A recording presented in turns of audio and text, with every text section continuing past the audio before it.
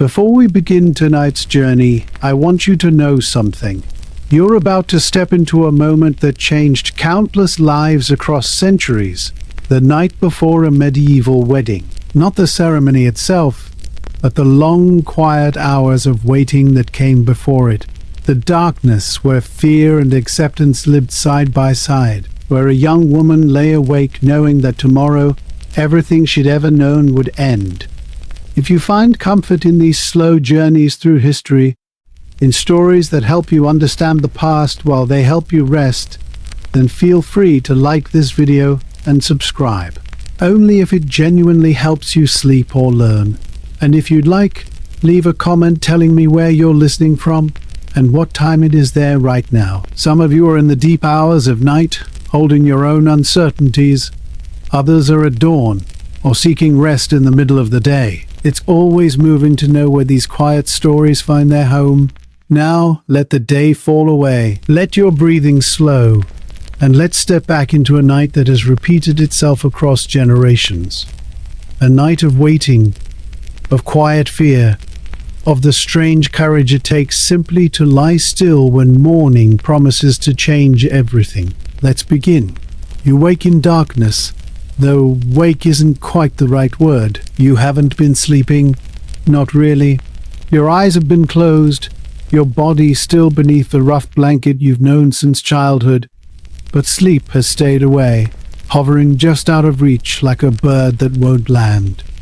The cottage is silent around you. Not the comfortable silence of ordinary nights, but something heavier, something that presses against your chest and makes each breath feel deliberate. You can hear your sister breathing beside you, soft and even, the sound of someone who doesn't yet know what tomorrow means. She's still a child, still safe in that space where the future is something distant and shapeless, not this solid thing bearing down on you with the weight of stone. Tomorrow is your wedding day. The words sit in your mind like objects you can't quite hold. Tomorrow, wedding, day, each one separate, refusing to connect into meaning. You knew this was coming. Of course you've known. The betrothal was arranged when you were 13. Maybe 14, you're not entirely certain of your own age. Only that you were young enough that it felt like something was happening to someone else. A distant future version of yourself who would somehow be ready, somehow be different. But that future has arrived, and you're still just you, lying in the dark with your heart beating too fast and your hands cold despite the warmth of the blanket. The betrothal. You let your mind drift back to it, not because you want to remember, but because the memory comes anyway, insistent as hunger.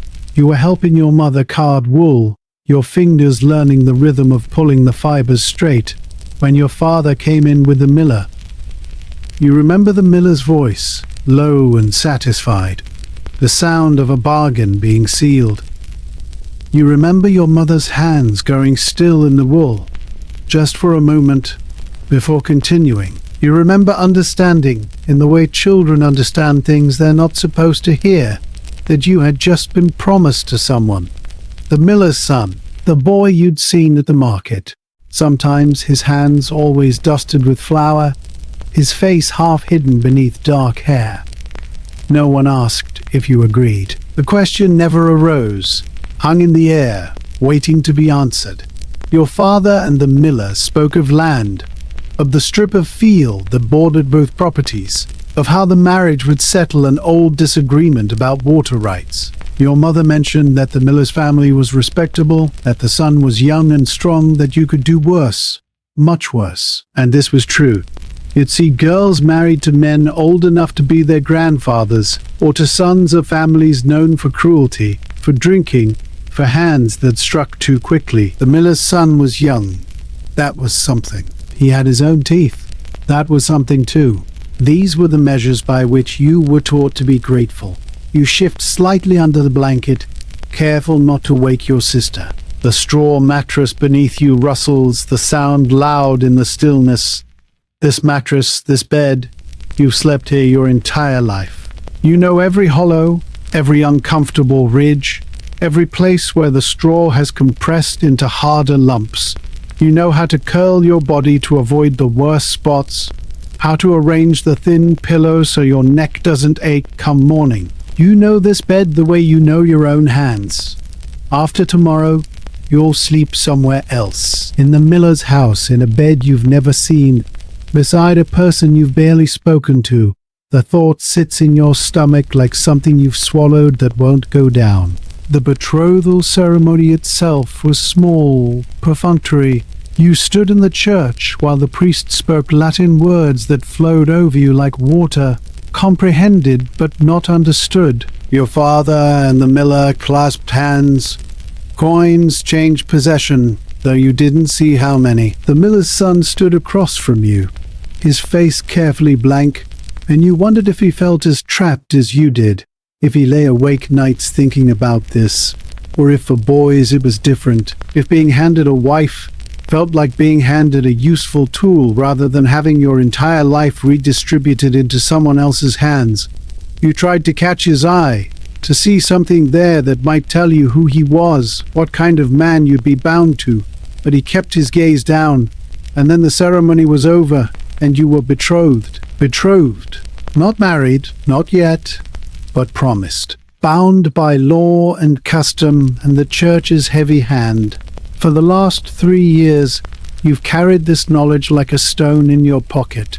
Some days you barely noticed it. You went about your work hauling water, grinding grain, helping your mother with the endless tasks that fill a day, and the betrothal sat quietly in the back of your mind, patient as a cat. Other days it was all you could think about. You'd see the miller's son at the market or passing on the road, and your stomach would clench. That's him, you'd think. That's the person whose children I'll bear, whose house I'll keep, whose life will swallow mine whole. And he'd nod to you, awkward and brief, and continue on, and you'd wonder if he was thinking the same things or if his mind was occupied with simpler matters, with the quality of the grain or the repair needed on the mill wheel. Your mother tried to prepare you, in her way. She taught you to bake the dense bread the miller's family prefers, showed you how to keep a fire burning low and steady through the night, explained the importance of keeping the hearth clean and the floor swept. Practical things, useful things. But there were other things she couldn't quite bring herself to explain, things she'd start to mention and then trail off, her face turning away, about what happens between a husband and wife, about what the wedding night would require of you. You've gathered information in pieces, from whispers between older women, from jokes you weren't supposed to understand, from watching the animals in the yard, but the pieces don't quite fit together into a complete picture. And what you're left with is more frightening than knowledge would be. The unknown has edges that cut deeper than the known ever could.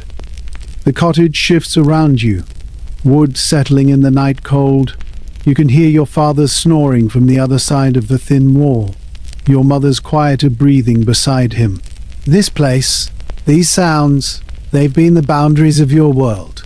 Tomorrow you'll cross out of them into something else, somewhere else, and you'll be expected to call that new place home, to feel loyalty to it, affection for it, as if home was something that could be transferred like property from one family to another.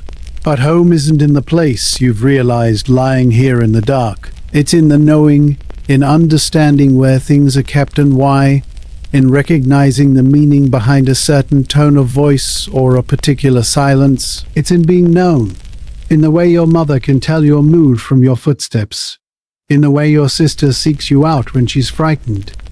How long will it take before the miller's house feels like anything other than exile? You think about the other girls you've known who married and left. Your cousin wed 2 years ago to a tanner's son in the next village. You've seen her since at feast days and holy days, and she seems different, not unhappy exactly, but worn in a new way. Her hands always moving to some task even when she's supposed to be at rest. Her eyes distant when she thinks no one is watching. She has a baby now, a girl with a powerful set of lungs, and when you held the infant at the last feast, your cousin watched you with an expression you couldn't quite read. Part warning, maybe, part solidarity. This will be you soon, her eyes seemed to say. And there's nothing to be done about it but endure. But is endurance enough? You've heard the word all your life spoken with a kind of pride, as if the ability to suffer without complaint were the highest virtue a woman could possess. Your mother endures your father's moods, endures the hard work and harder winters, endures the losses of the babies who didn't live, the years when hunger gnawed at all of them.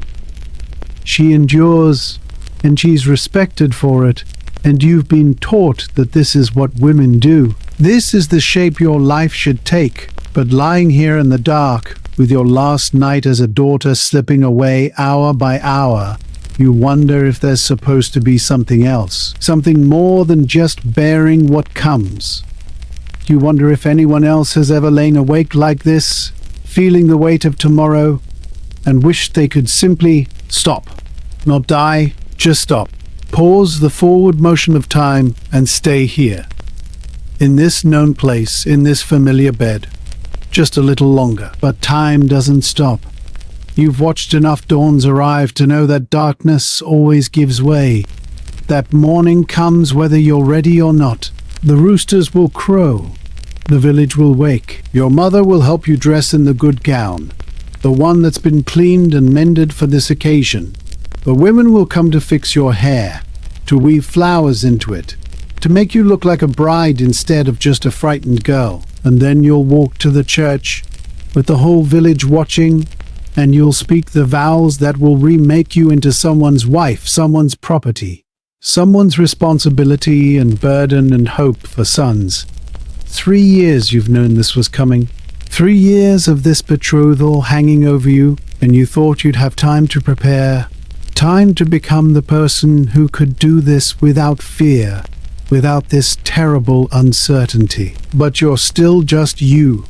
Still the girl who cries when the winter takes the chickens, who sneaks extra food to the barn cats, who likes to lie in the grass in summer and watch clouds.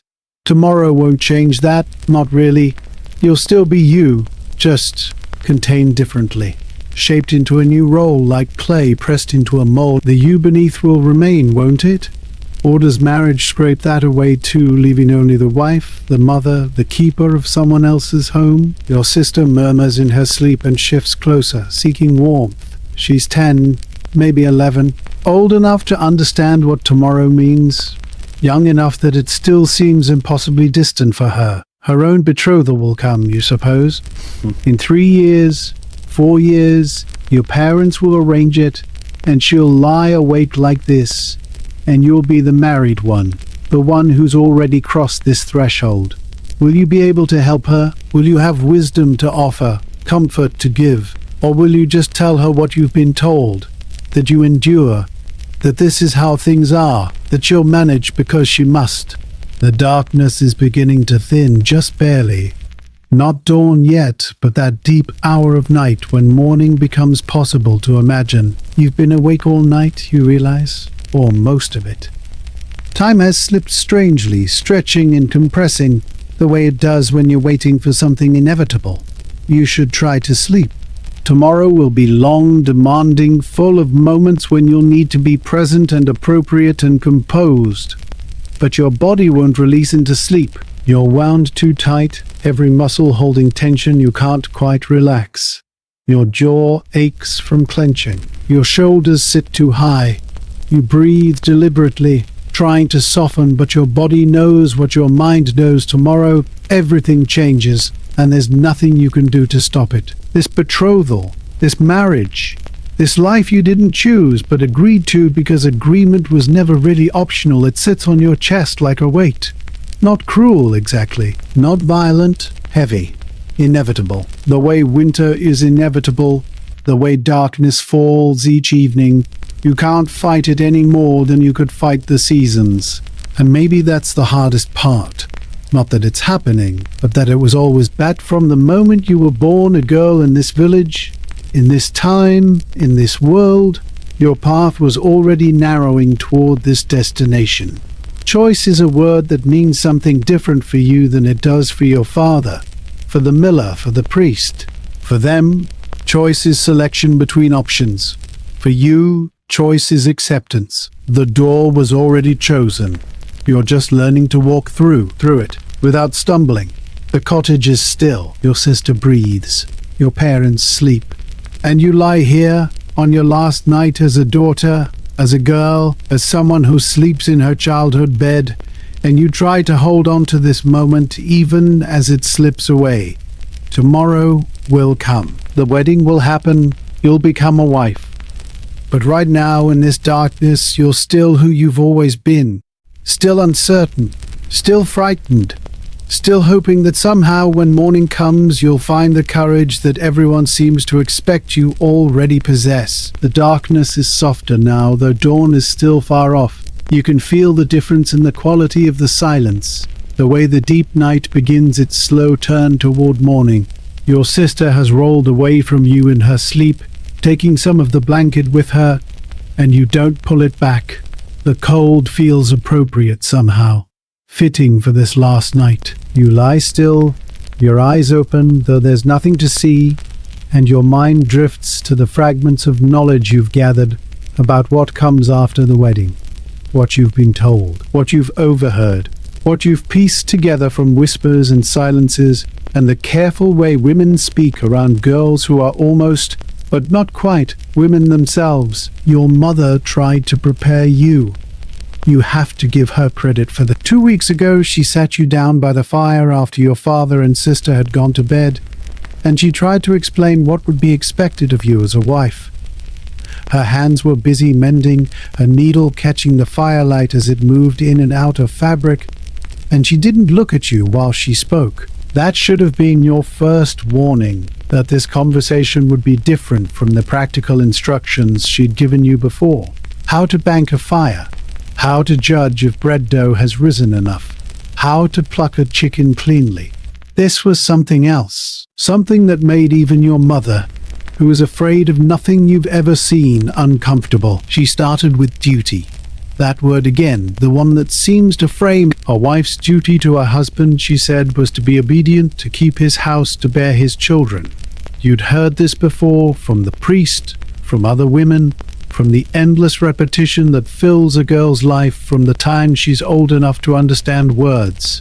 But then your mother paused, her needle going still, and she said, "There are other duties, things that happen between a husband and wife, in the marriage bed," and her voice was so careful, so measured, that you felt your stomach tighten with a fear you couldn't quite name.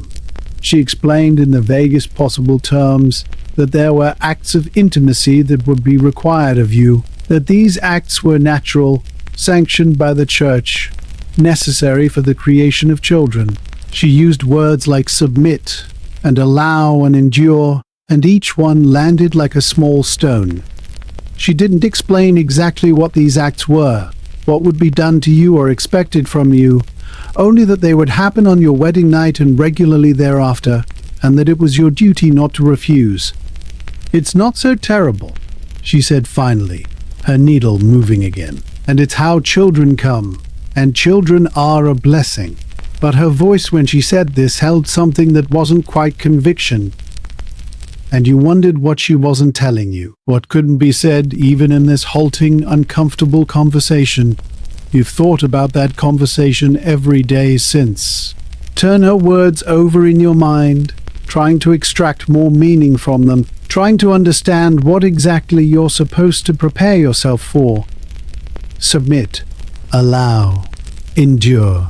These are not words that speak of pleasure or joy or even partnership. They're words of surrender, of something happening to you rather than with you. And not knowing precisely what will be expected, what will be done, how it will feel, that not knowing is worse than knowing could possibly be. Your imagination has filled in the gaps with horrors, with pain, with violation. Because what else are you supposed to think when the women who love you can barely speak of it without their voices going tight? The older women, the ones who've been married for decades, sometimes speak more freely when they think girls aren't listening. You've caught fragments of their conversations at the well, at the mill, at the back of the church after Mass. They speak in euphemisms, in jokes that make them laugh in a way that sounds both bitter and knowing. They talk about men's appetites, about the demands of the marriage bed, about how quickly husbands want their rights and how long wives must wait between childbirths. They talk about the wedding night specifically, and their voices drop when they do, becoming almost gleeful in their shared knowledge of what the new bride will face. She'll learn soon enough, they say, and they laugh, and you hated them for that laughter even as you strained to hear more. One of them, a widow whose husband died 2 winters ago, once said something that has stayed with you. You were fetching water, half hidden by the well's stone edge, and she was speaking to another woman about someone's upcoming wedding. At least it's over quickly the first time, she said. The pain is sharp but brief, if he's not too rough. After that, it just becomes another chore, like sweeping or mending, something you do because it needs doing. The other woman had hummed in agreement, and they'd moved on to discussing the price of wool, but you'd stood there with the bucket handle cutting into your palm, trying to understand. Pain. Sharp. Rough. Another chore. Were they speaking of the same sacred union the priest praised from the pulpit? The same marital intimacy your mother called a duty and a blessing? Your cousin, the one who married the tanner's son, pulled you aside at the last feast. She had that look women get when they're about to share something important, something that crosses the boundary between maiden and wife. She told you that the wedding night was frightening, yes, but survivable. That it helped if you didn't resist, if you made yourself relax, even when every part of you wanted to fight. It's easier if you don't think of it as something being done to you, she said. Try to think of it as something you're allowing, something you're giving. It makes it feel less like... She trailed off, searching for a word, and finally settled on less like defeat. And then her baby had started crying and she'd hurried away, and you were left with that incomplete advice, that suggestion that the wedding night was a battle you'd already lost before it began. You've tried to find information in other ways. You've watched the animals, the rooster mounting the hens, the bull led to the cow, and you've understood in a basic, mechanical way what must happen between men and women. But understanding the mechanics doesn't tell you how it feels, what it means, whether the hen minds or simply accepts because resistance would accomplish nothing. You've seen your mother's face when your father reaches for her in the night, when he thinks you and your sister are asleep. You've seen the way she closes her eyes, the way her body goes still, the way she waits for it to be over. Is that what you'll learn to do? To close your eyes and wait, to make yourself absent from your own body while it's being used for someone else's purpose? The church has its own teachings about the marriage bed, and they're no more comforting than what the women whisper. The priest speaks of the marriage debt, the obligation each spouse has to render their body to the other for the purpose of begetting children and avoiding the sin of lust. He makes it sound transactional, like an exchange of goods at market. The husband has rights to his wife's body and she must grant them. To refuse is sin. To resist is disobedience to both husband and God. The priest never speaks of what the wife might want or need, never suggests that her experience of these conjugal rights might matter. She is the vessel, the field to be ploughed, the ground in which seed is planted. Her feelings about this are irrelevant to the theology of marriage. But you have feelings about it. Lying here in the dark, with your wedding hours away, you have so many feelings they threaten to overwhelm you. Fear, yes, that's the strongest one. Fear of pain, of humiliation, of being seen and touched in ways you've been taught your whole life to prevent. Fear of doing it wrong, of displeasing your husband, of being too frightened, or too resistant, or too obviously unwilling. Fear that it will hurt more than you can bear, or that it won't hurt at all, and that will mean something's wrong with you.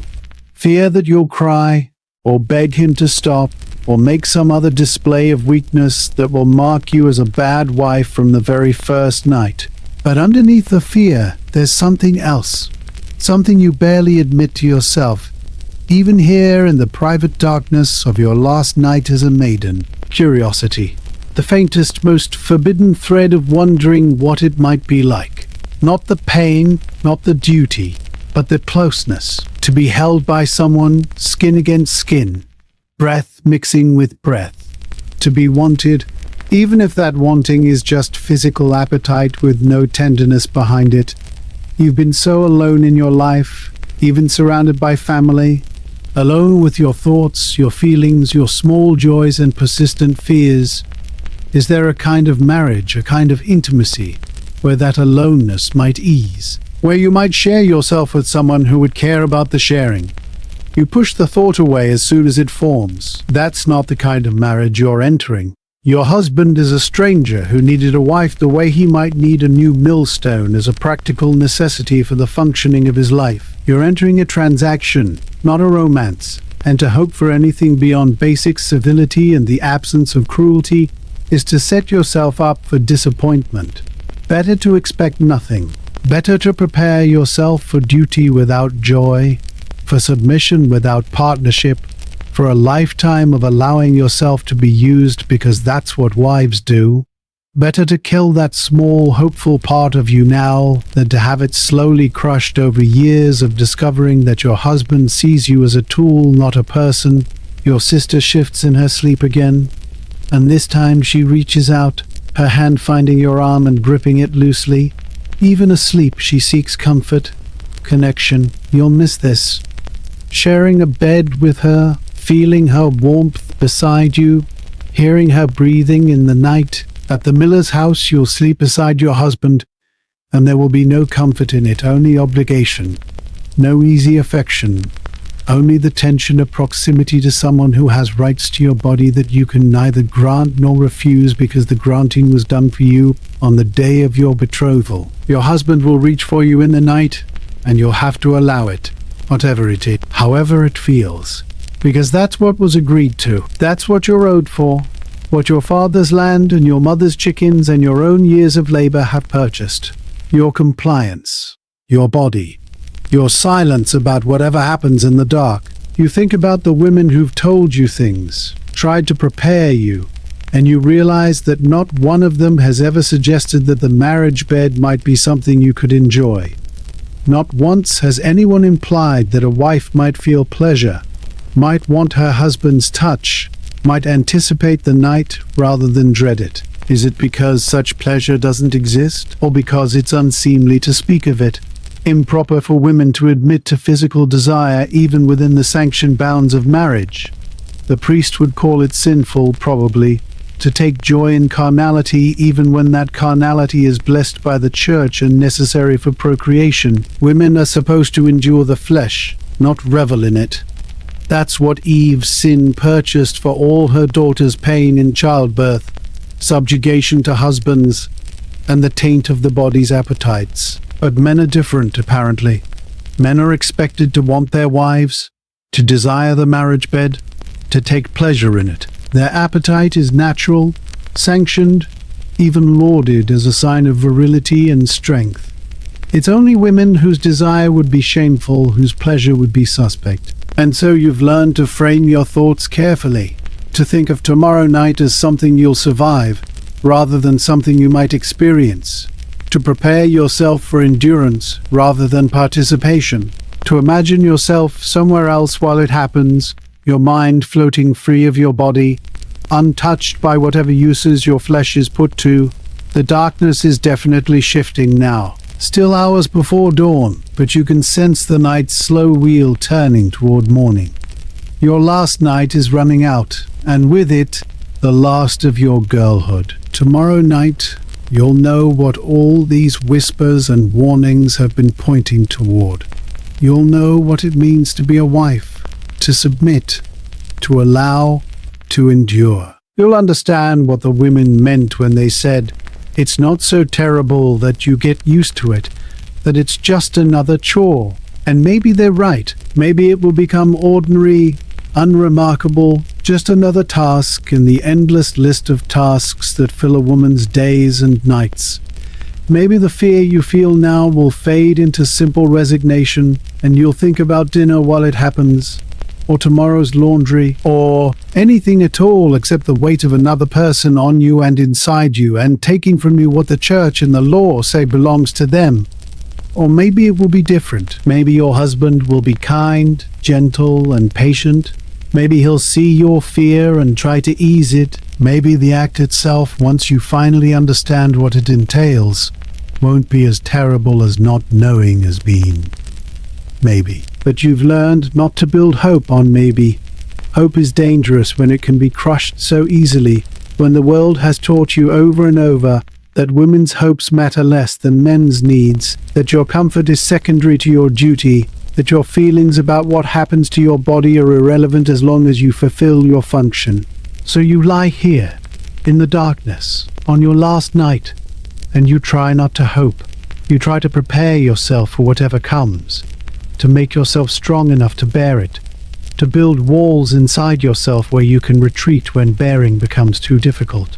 You've been told many things about marriage, about wifehood, about the wedding night, but no one has told you how to stop being yourself. How to turn off the part of you that feels and fears and wants things you'll never have. No one has told you how to survive the loss of yourself while still walking around in your own body. And that, you're starting to realize, is what tomorrow will ask of you. Not just to allow someone else to use your body, but to somehow remain yourself while pretending you don't mind. To submit while maintaining dignity. To endure while appearing willing. To give up everything while acting as if you've lost nothing at all. The weight of it presses down on you, and you close your eyes even though the darkness is the same behind your eyelids as in front of them. Your sister's hand is still on your arm, warm and light and innocent. Tomorrow she'll help dress you for the wedding, her face excited because she's too young to understand what you're walking toward. And you, the darkness is finally beginning to thin for real now. A subtle shift from black to the deepest grey. You can almost make out the shape of the roof beams above you, the familiar contours of the cottage you've known your entire life. Soon your mother will wake. Soon the day will begin in earnest, your wedding day, though it feels strange to call it yours when so little about it has been your choice. But before that, you have these last quiet moments, your last morning waking in this bed, in this room, as your father's daughter. Tomorrow morning, you'll wake somewhere else, as someone's wife, and this room, this bed, this life will belong to your sister alone. The thought sits heavy in your chest, not quite grief, but something adjacent to it. A mourning for something that hasn't died yet, but is already slipping away. Your sister is still asleep, her face peaceful in the growing light. She sprawled across more than her share of the mattress, one arm flung out, her hair tangled across the pillow you share. You've slept beside her every night of her life and most of yours. When she was a baby, you'd wake to her crying and pat her back to sleep before your mother even stirred. When she was frightened by thunder, she'd burrow against you and you'd tell her stories until the storm passed. When she was sick with fever 2 winters ago and everyone thought she might die, you stayed awake beside her for 3 days, wiping her forehead with cool clothes and praying to every saint you could remember. She lived. She's here, breathing softly beside you, alive and well and still young enough to be innocent of what tomorrow means for you. You'll miss her. The knowing hits you suddenly, viscerally, though of course you've known it in your head for weeks. But this is different. This is understanding it in your body, in your bones, in the sudden tightness of your throat. You'll miss her presence beside you at night. You'll miss her questions and her laughter and the way she hums while she works. You'll miss being the person she comes to when she's hurt or confused or excited about something she's discovered. At the miller's house, you'll be alone in all the ways that matter. Your husband will be there, yes, but he's not family, not really. Not in the way your sister is family, bound to you by shared history and shared blood and shared midnight whispers in the dark. The light is growing steadily now. You can see the room taking shape around you, the wooden chest where your clothes are kept, the hooks on the wall where cloaks hang, the corner where your mother's spinning wheel sits waiting for the day's work. Everything is exactly as it's always been, and yet it all feels different now.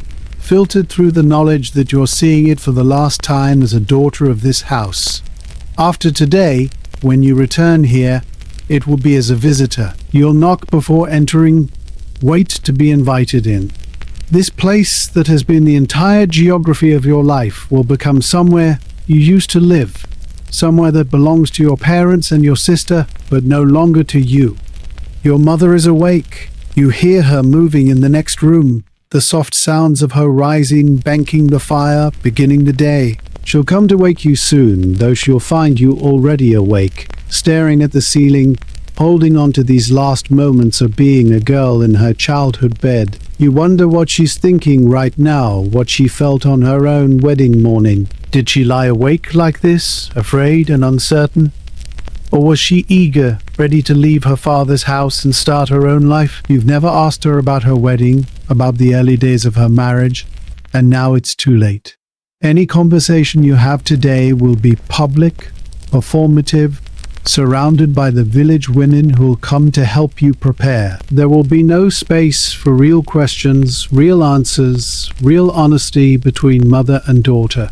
You think about your mother, really think about her, perhaps for the first time as a whole person, rather than simply as the source of meals and instruction and occasional comfort. She was your age once, maybe even younger, when she married your father. She left her own mother's house and came here, to this cottage that was probably even smaller then, even more cramped. She learned to live with your father, to manage his moods, to run this household with its endless demands. She bore 4 children, though only 2 survived past infancy. You remember the babies who died, 1 brother, 1 sister, though your memories are hazy, filtered through the understanding of a child who knew something terrible had happened but couldn't quite grasp its permanence. Your mother buried them, grieved them, and continued. She endured.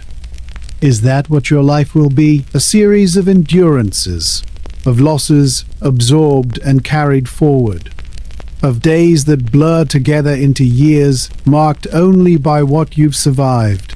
Your mother seems old to you, though she's probably not yet 40. Her hands are rough from work, her face lined with the marks of weather and worry. She moves slowly in the morning, her joints stiff from sleeping on the hard mattress, from years of labor that's worn down her body the way water wears down stone. Is that you in 20 years? In 30? A woman whose youth has been spent in service to others, whose body has been used up in the bearing and raising of children, whose dreams, if she ever had any, have long since been set aside as the impractical longings of a girl who didn't yet understand how the world works. The door to your room opens, and your mother stands in the doorway, her shape backlit by the fire in the main room. "You're awake," she says, and her voice is careful, neutral, giving nothing away. "Good. There's much to do." She doesn't come closer, doesn't sit on the bed beside you, or touch your hand or offer any gesture of comfort or understanding. Maybe she doesn't know how. Maybe her own mother didn't teach her that tenderness was possible even in difficult moments.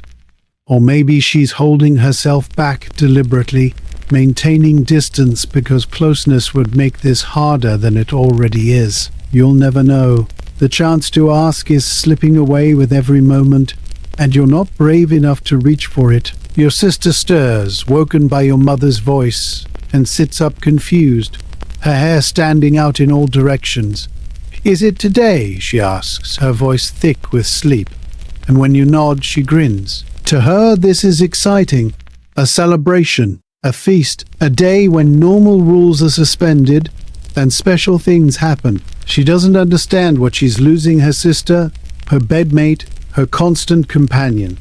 Or maybe she does, in some dim way, but she's young enough that loss still seems temporary, fixable. She thinks you'll still be her sister tomorrow, not understanding that marriage will change you into something else, someone else. A person with divided loyalties and new obligations and no time for the games and confidences of childhood. Your mother tells you to get up, to dress, to come to the fire where she's put water on to heat. Today you'll be washed more thoroughly than usual, Your hair combed until it shines, your body made as presentable as possible for the scrutiny of the village. You rise slowly, your body stiff from a night without real sleep, and you follow your mother into the main room. The cottage is familiar even in the dim light. Every stain on the wall, every crack in the floor, every smell of old smoke and onions, and the musty wall that's always slightly damp in this climate. You've taken it all for granted, this place. Now you try to memorize it, to fix it in your mind so you can call it up later when you're in the miller's house, when you're homesick and displaced and longing for the comfort of the known. Your father is awake too, sitting by the fire, and when you enter he looks up at you with an expression you can't quite read. Pride, maybe, or satisfaction that the betrothal contract is finally being fulfilled. But there might be something else there too. Something softer. Does he have any understanding of what he's done giving you to the miller's son?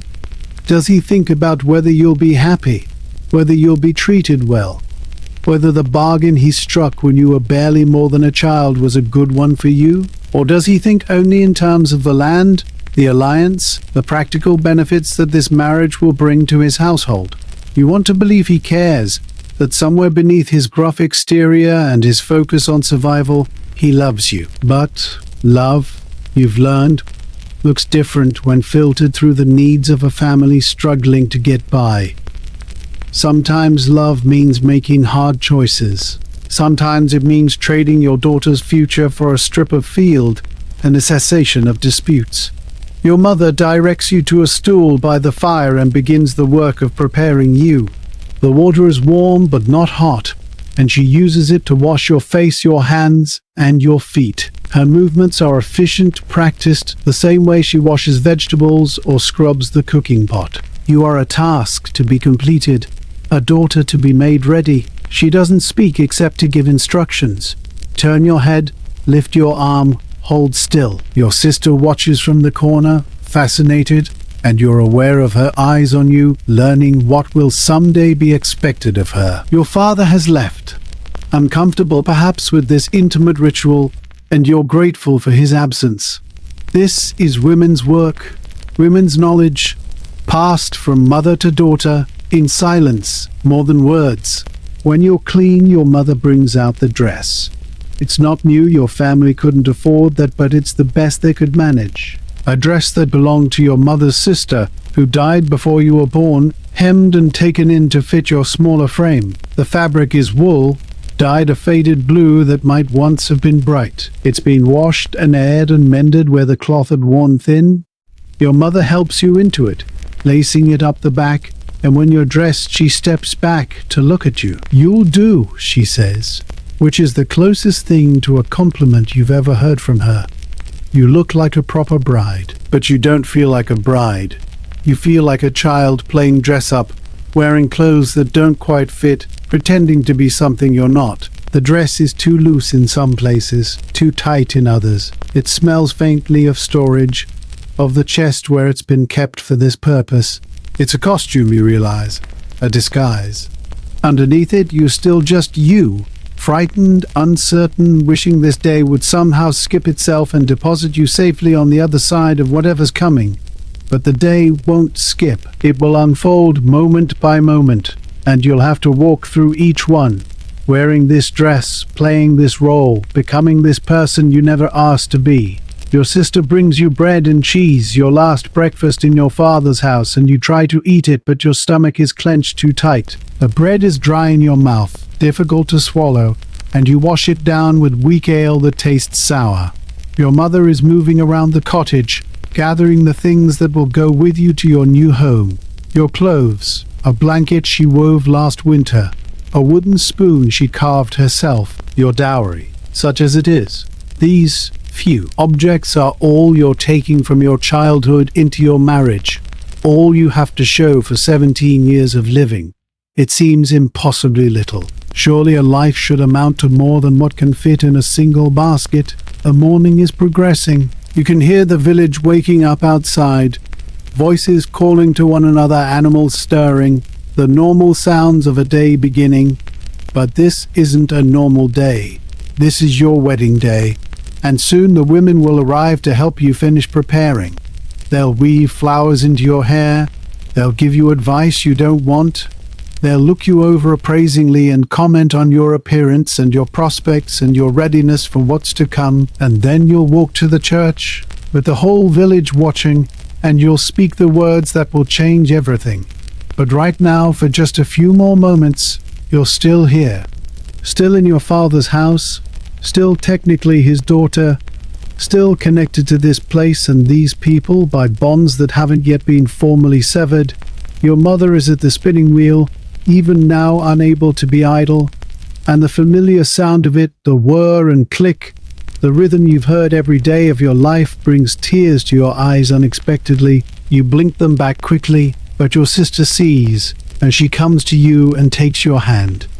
She doesn't say anything, doesn't ask why you're crying, just holds your hand tightly as if she can keep you here through sheer force of will. You squeeze her hand back, and for a moment you let yourself feel it fully.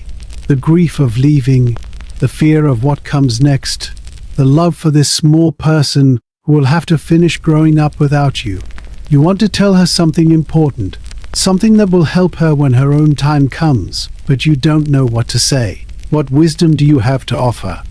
You know nothing about marriage, nothing about being a wife, nothing about the life you're walking into. All you know is loss, and that's not a lesson you want to teach her.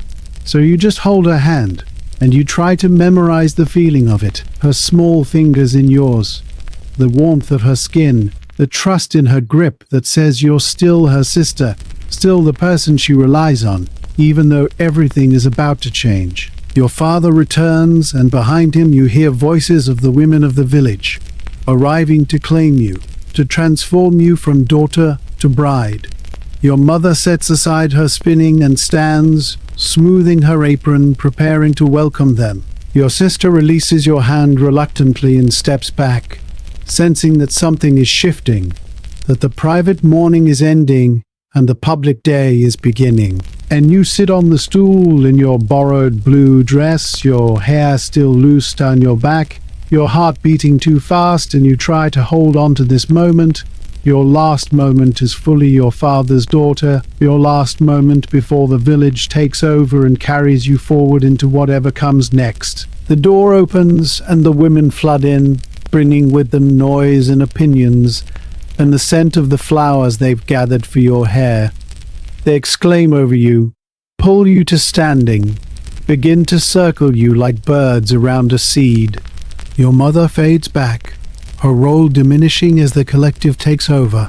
Your sister is pushed aside, forgotten in the bustle, and you stand at the center of it all, being touched and arranged and commented upon, and you feel yourself beginning to disappear, not physically, but essentially. The girl you were this morning is being covered over, layer by layer, with flowers and expectations, and the weight of a role you're being forced to inhabit. By the time they're done with you, by the time you walk to the church, you'll look like a bride. And maybe if you look like one long enough, you'll figure out how to be one. Maybe the outside will eventually change the inside, and you'll become the person they're all determined you should be. But right now, in this moment, as the women's hands pull your hair this way and that, as their voices wash over you with advice and warnings and blessings, you're still you underneath it all.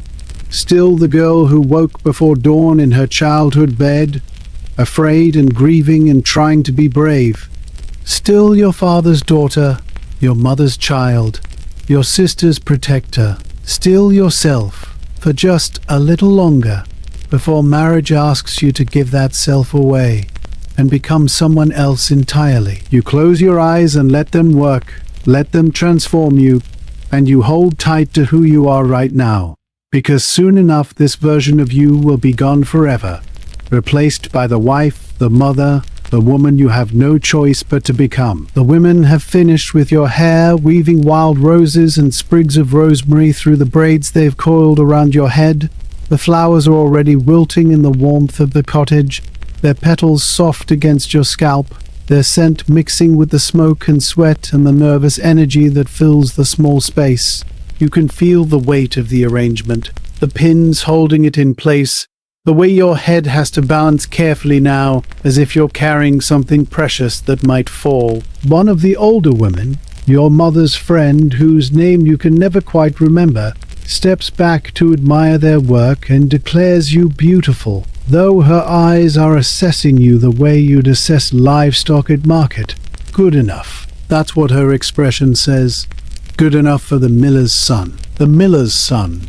Your husband. A person you'll be bound to for the rest of your life. His name is Thomas, though you've rarely had occasion to use it. Thomas. You turn the name over in your mind, trying to attach it to the shadowy figure you've constructed from glimpses and rumors, and the very few times you've actually spoken to him. Thomas. It should mean something, a name. It should conjure a person complete and knowable. But when you think of Thomas, all you have are fragments, flour-dusted hands, a profile seen across the churchyard, a voice you've heard but can't quite recall the timbre of. He is, in almost every way that matters, a stranger. And tonight, he'll have rights to your body that you don't even fully possess yourself. You've seen him, of course. In a village this small, you've seen everyone countless times. He's lived here all his life, just as you have, moving through the same narrow geography, attending the same church, probably standing near you at festivals and holy days, without either of you paying the other much attention. Before the betrothal, he was just another young man, unremarkable, someone your eyes might pass over without really registering. The miller's son, the one who works at the mill, who's often covered in the fine white dust of ground grain, who has his father's built broad shoulders, strong arms from years of hauling heavy sacks. You know these things about him the way you know things about most people in the village. Observable facts that tell you nothing about who he actually is. After the betrothal was announced, you started noticing him more. Not deliberately at first, but your eyes would find him in a crowd, at the well, on the path to the church. You'd watch him when you thought he wasn't looking, trying to learn anything about the person you'd be tied to. You notice that he walks with a slight limp, favoring his left leg. An old injury, perhaps, or something he was born with.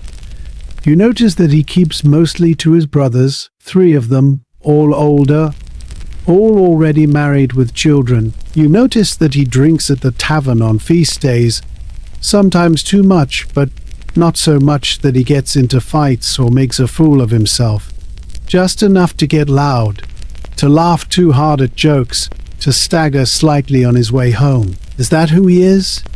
A man who drinks to soften the edges of his life? Or is that just what you do when you're young and male and your wedding has been arranged and you have no more say in it than your bride does? You tried to speak to him once. About 2 months ago, you encountered him on the path near the mill, and you stopped, your heart suddenly beating too fast, and you said something. You can't even remember what now.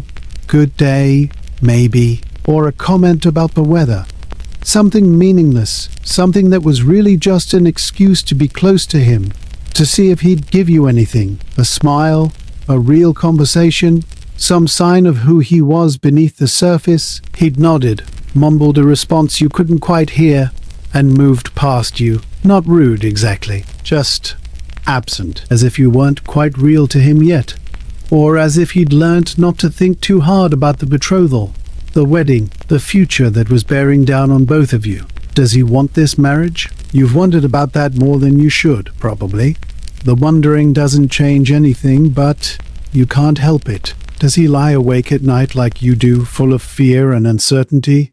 Or does he sleep soundly, undisturbed by the approaching wedding because for him it's different somehow? Men talk about their wives as property, as helpmates, as the mothers of their sons. But do they fear marriage the way women do? Do they dread the loss of freedom, the weight of new responsibilities, the strangeness of sharing a life with someone they didn't choose? Or is it easier for them, knowing they'll still be themselves after the wedding, still masters of their own lives in all the ways that matter, just with an extra person to cook their meals and warm their beds and bear their children? You know almost nothing about what he thinks or feels or wants, You don't know if he's kind or cruel, patient or quick-tempered, generous or stingy. You don't know if he'll expect conversation from you or prefer silence. If he'll want your opinions on household matters, or if he'll see you as a servant who should simply obey. You don't know if he'll be gentle with you on your wedding night, or if he'll take what he believes is his right without caring for your fear or pain. All you have are rumors and guesses, and neither of those is enough to build a life on. But you'll have to build a life anyway. With this man you barely know, in a house you've never lived in, playing a role you've never rehearsed. The women are talking about him now, as they flutter around you, making final adjustments to your dress, your hair, your appearance. The miller's son, they say, is a good match. Strong, healthy, from a family with steady work and a decent reputation. He'll provide for you, they assure you. He'll give you a better life than some girls get. And this is true, you suppose. You could have been matched with someone worse. Someone old, someone known for violence, someone from a family that's constantly hungry, constantly struggling. The miller's family has bread, at least. They have a solid house, a trade that will continue as long as people need grain ground into flour. You won't starve. You probably won't be beaten, at least not regularly. By the standards of your world, your time, your limited options, this is a good marriage. But good marriage here means something different than it might mean somewhere else. It means practical, survivable, better than the worst possibilities. It doesn't mean happy. It doesn't mean partnership or respect or mutual affection. Those things might develop over time. Some couples do seem to genuinely care for each other after years of marriage, but they're not expected, not required, certainly not guaranteed. What's expected is that he'll work and provide, and you'll keep house and bear children, and together you'll contribute to the village's economy and population. What happens between you privately, in the spaces where no one else can see, is your own business. As long as you both fulfill your roles, no one will care if you're miserable. You try to imagine your life with him, the two of you, sitting by the fire in the evening after the day's work is done. What would you talk about?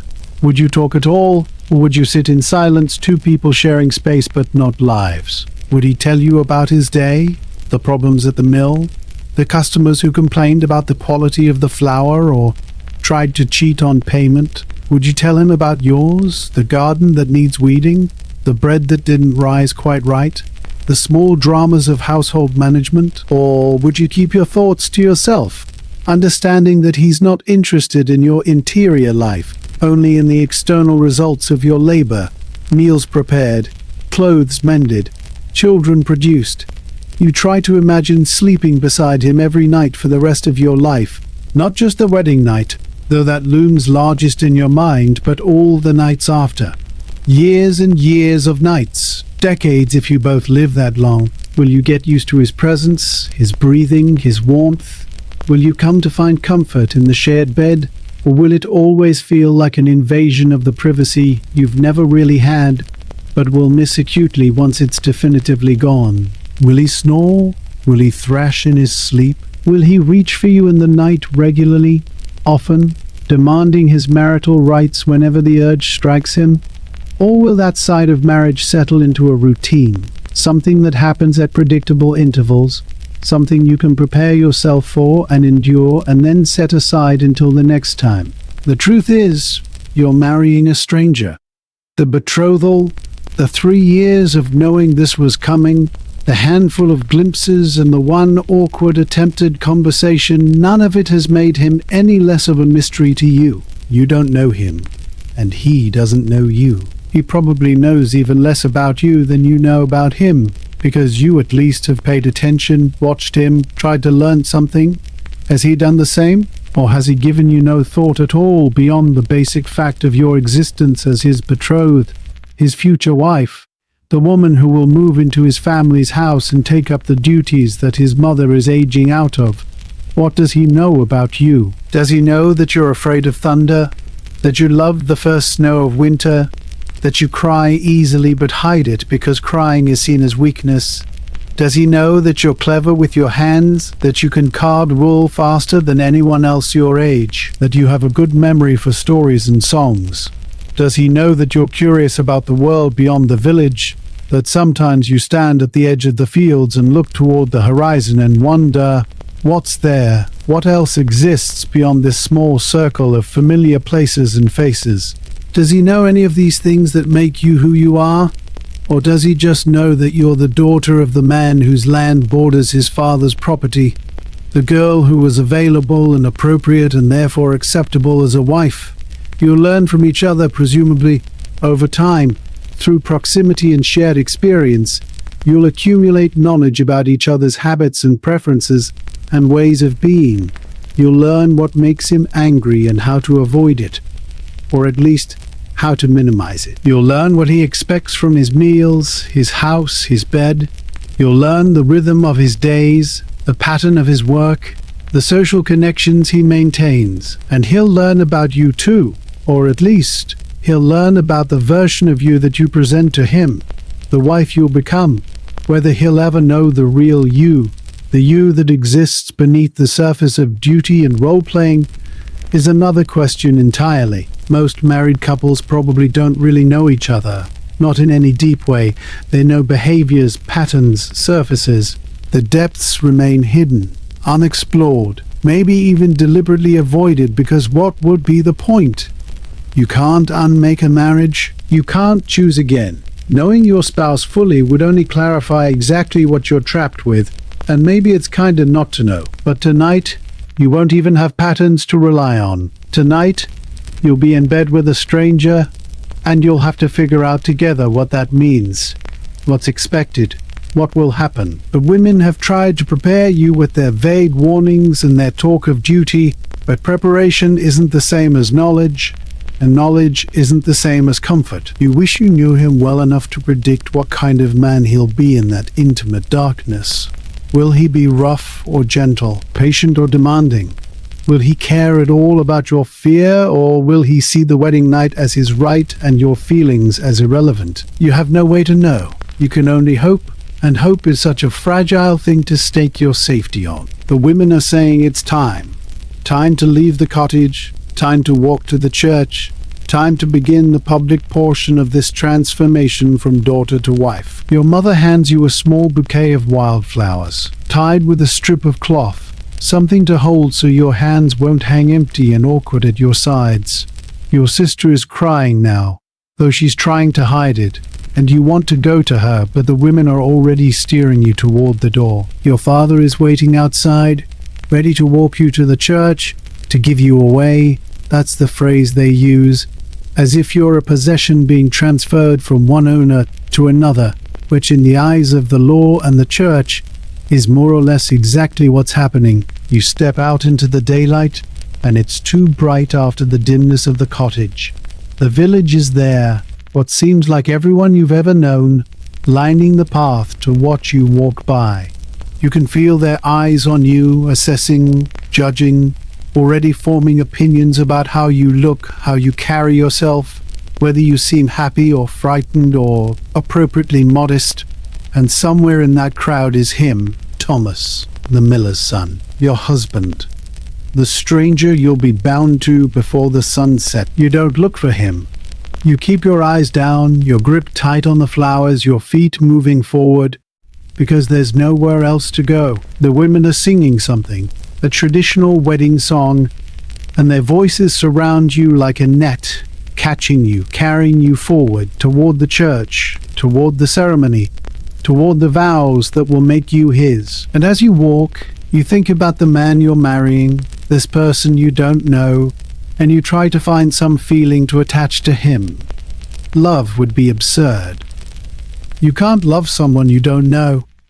Fear is closer to the truth, but it's not fear of him specifically. It's fear of the unknown, of the power he'll have over you, of the life you'll have to build together without any foundation of friendship or understanding. Maybe resignation is the most honest feeling. He's going to be your husband. That's simply a fact now, unchangeable, and you have to find a way to live with it. to somehow make a life out of this arranged union between strangers who are about to promise before God and the village to love and honor each other for the rest of their days.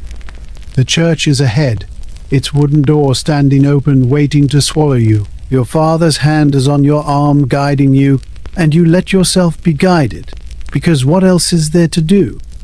In a few minutes, you'll stand beside Thomas at the altar. You'll say the words you've been taught to say, and then you'll be his wife, and he'll be your husband, and you'll both have to figure out what that means, what it requires, how to be those people to each other. Two strangers bound together by contracts they didn't negotiate and vows they're reciting from obligation rather than desire. It's not romantic. It's not even particularly sad. It's just the way things are, the way they've always been, the way they'll continue to be long after you and Thomas are both dead and forgotten. Marriage isn't about knowing each other. It's about surviving together. And survival, you're learning, requires much less than you'd think. Just the ability to keep going day after day beside someone who remains fundamentally unknown, even as they become the most constant presence in your life.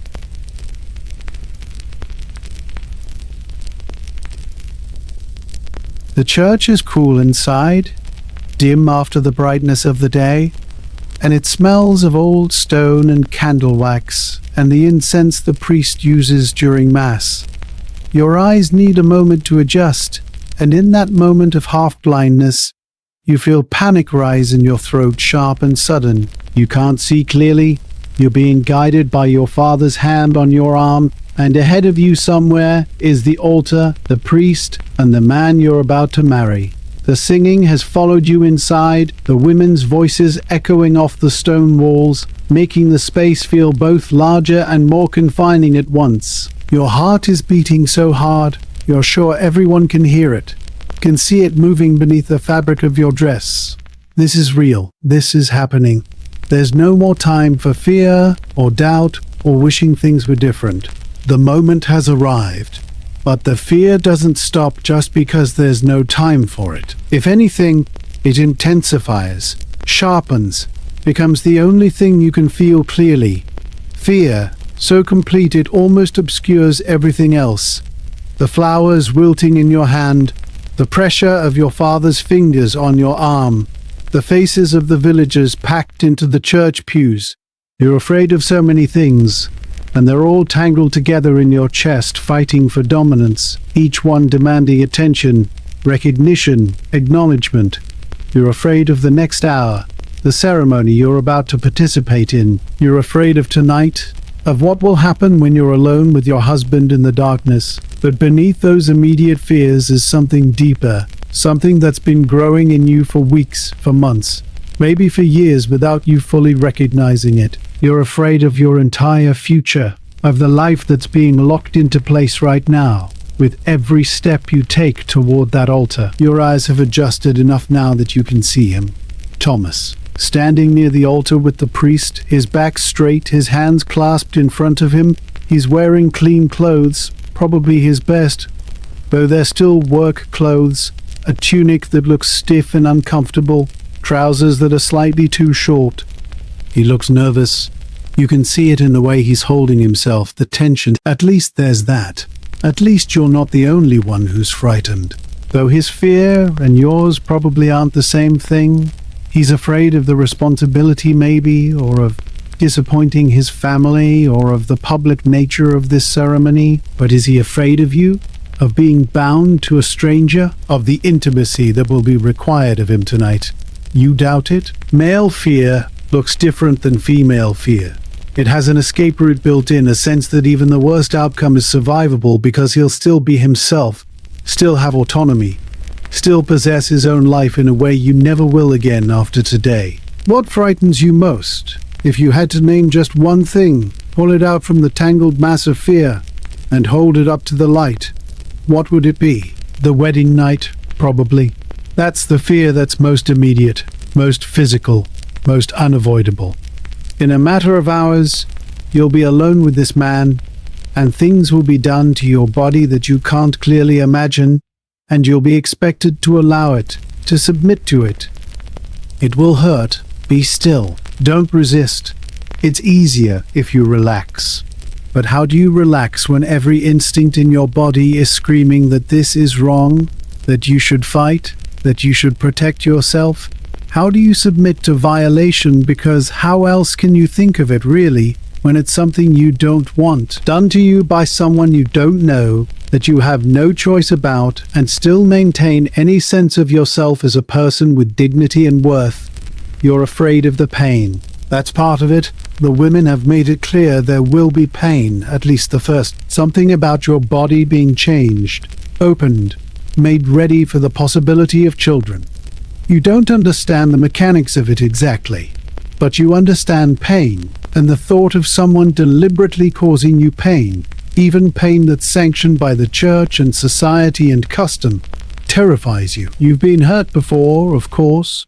You've cut yourself on knives and tools, burned yourself at the fire, twisted ankles and scraped knees, and suffered through fevers that made your whole body ache. But that pain was accidental, or it was the unavoidable price of being alive and working and existing in a world full of sharp edges and hard surfaces.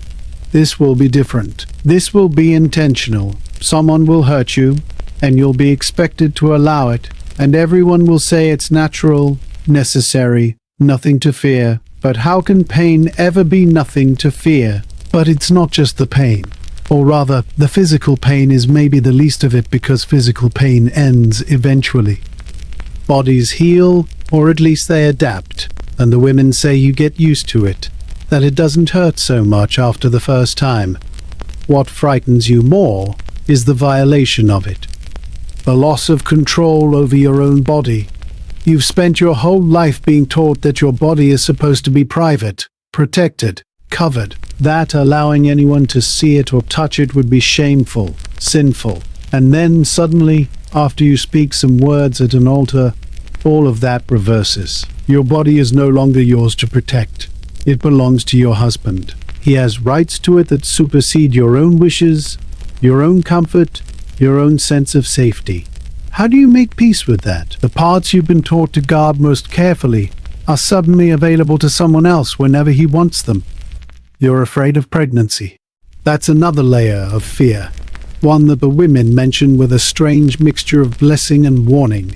Children are a blessing, they say, the purpose of marriage, the reason for all of this. But then they talk about childbirth, and their voices change. They become quieter, more serious. They talk about the pain, which they say is worse than anything else you'll ever experience. They talk about the danger. You've seen enough to know what they mean. You were there when your mother's friend gave birth to her last child, the one that killed her. You were young, maybe 12, and you weren't supposed to be there, but you heard the screaming and you crept close enough to see the blood, the way her body seemed to be tearing itself apart, the exhaustion in her face, and then the stillness, the awful stillness when the screaming stopped and the midwife's face went white and everyone knew. The baby survived, but the mother didn't, and that baby now lives with her grandmother and cries for a mother she'll never remember. That could be you. The thought is sharp as a knife. In a year, maybe less, you could be lying in that same kind of agony, your body trying to push out a child that's too big, or positioned wrong, or somehow incompatible with your survival. And no one will be able to help you. The midwife will do what she can, the woman will pray, but if your body fails, if the baby won't come or comes wrong, you'll die. You'll die in pain, in blood, in terror, and your husband will find another wife, and your child will grow up without you, and your life will just end before it's really begun. Before you've had a chance to figure out who you are beyond daughter and wife and mother. You've heard the numbers, though no one speaks them directly. 1 in 3, 1 in 5, if you're lucky, die in childbirth or shortly after from the fever that comes when something goes wrong inside. Those aren't comforting odds. And even if you survive, even if you're one of the lucky ones who makes it through childbirth alive, there's the baby to consider. Will it live? Half of them don't. Or so it seems from the small graves in the churchyard, the names of infants who barely had time to be baptized. before they died. Your mother buried too. You remember them vaguely. Remember your mother's face after, hollow and distant, as if part of her had been buried too. If you have a baby and it dies, will you become like that? And if you have a baby and it lives, will you love it? Everyone says you will, that motherhood brings its own kind of love, but you've seen women who look at their children with something more like exhaustion than love. Seen them sharp-tongued and resentful, worn down by the endless demands, the endless needs, the endless work of keeping a child alive in a world that seems designed to kill them. You're afraid of losing yourself. That's the deepest fear, the one beneath all the others. After tonight, after the wedding and the bedding and all the rituals that will remake you from maiden to wife, who will you be? Not yourself, not as you understand yourself now. You'll be Thomas's wife, the miller's daughter-in-law. Eventually, God willing, you'll be someone's mother. But will you still be you?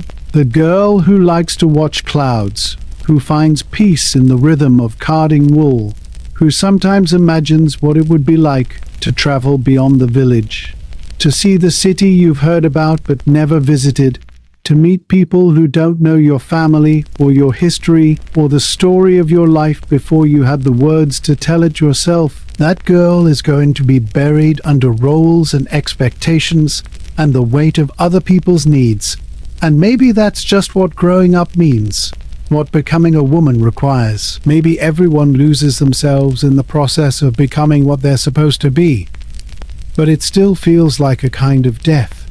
And you're allowed to mourn it, aren't you? Even if only in the privacy of your own mind, even if only for these few remaining moments before the ceremony begins. You're afraid you'll disappoint him. That's a smaller fear, maybe, but it's persistent. What if you're not good enough at the wifely duties, at cooking and cleaning and managing a household? What if you can't learn quickly enough, adapt fast enough? What if you fail at the most basic tasks and he grows frustrated with you, angry at the bad bargain he's gotten? What if you can't give him children, or you give him only daughters when he needs sons? What if your body fails at its primary purpose and he looks at you with contempt, with the knowledge that he's stuck with a wife who can't even do the one thing wives are supposed to do? You've heard of barren women, the whispers that follow them, the way their husbands sometimes set them aside if they can afford to, or simply ignore them, seeking heirs elsewhere. You don't want to be that. You don't want to fail so completely that you're not even worth the space you occupy. But beneath that fear is its opposite. The fear that you'll succeed, that you'll get pregnant quickly, easily, that your body will perform its function without complication, and you'll spend the next 20 years in a cycle of pregnancy, birth, nursing, pregnancy again. But you'll become one of those women who's always carrying a baby or recovering from birth or pregnant again before your body has healed from the last time.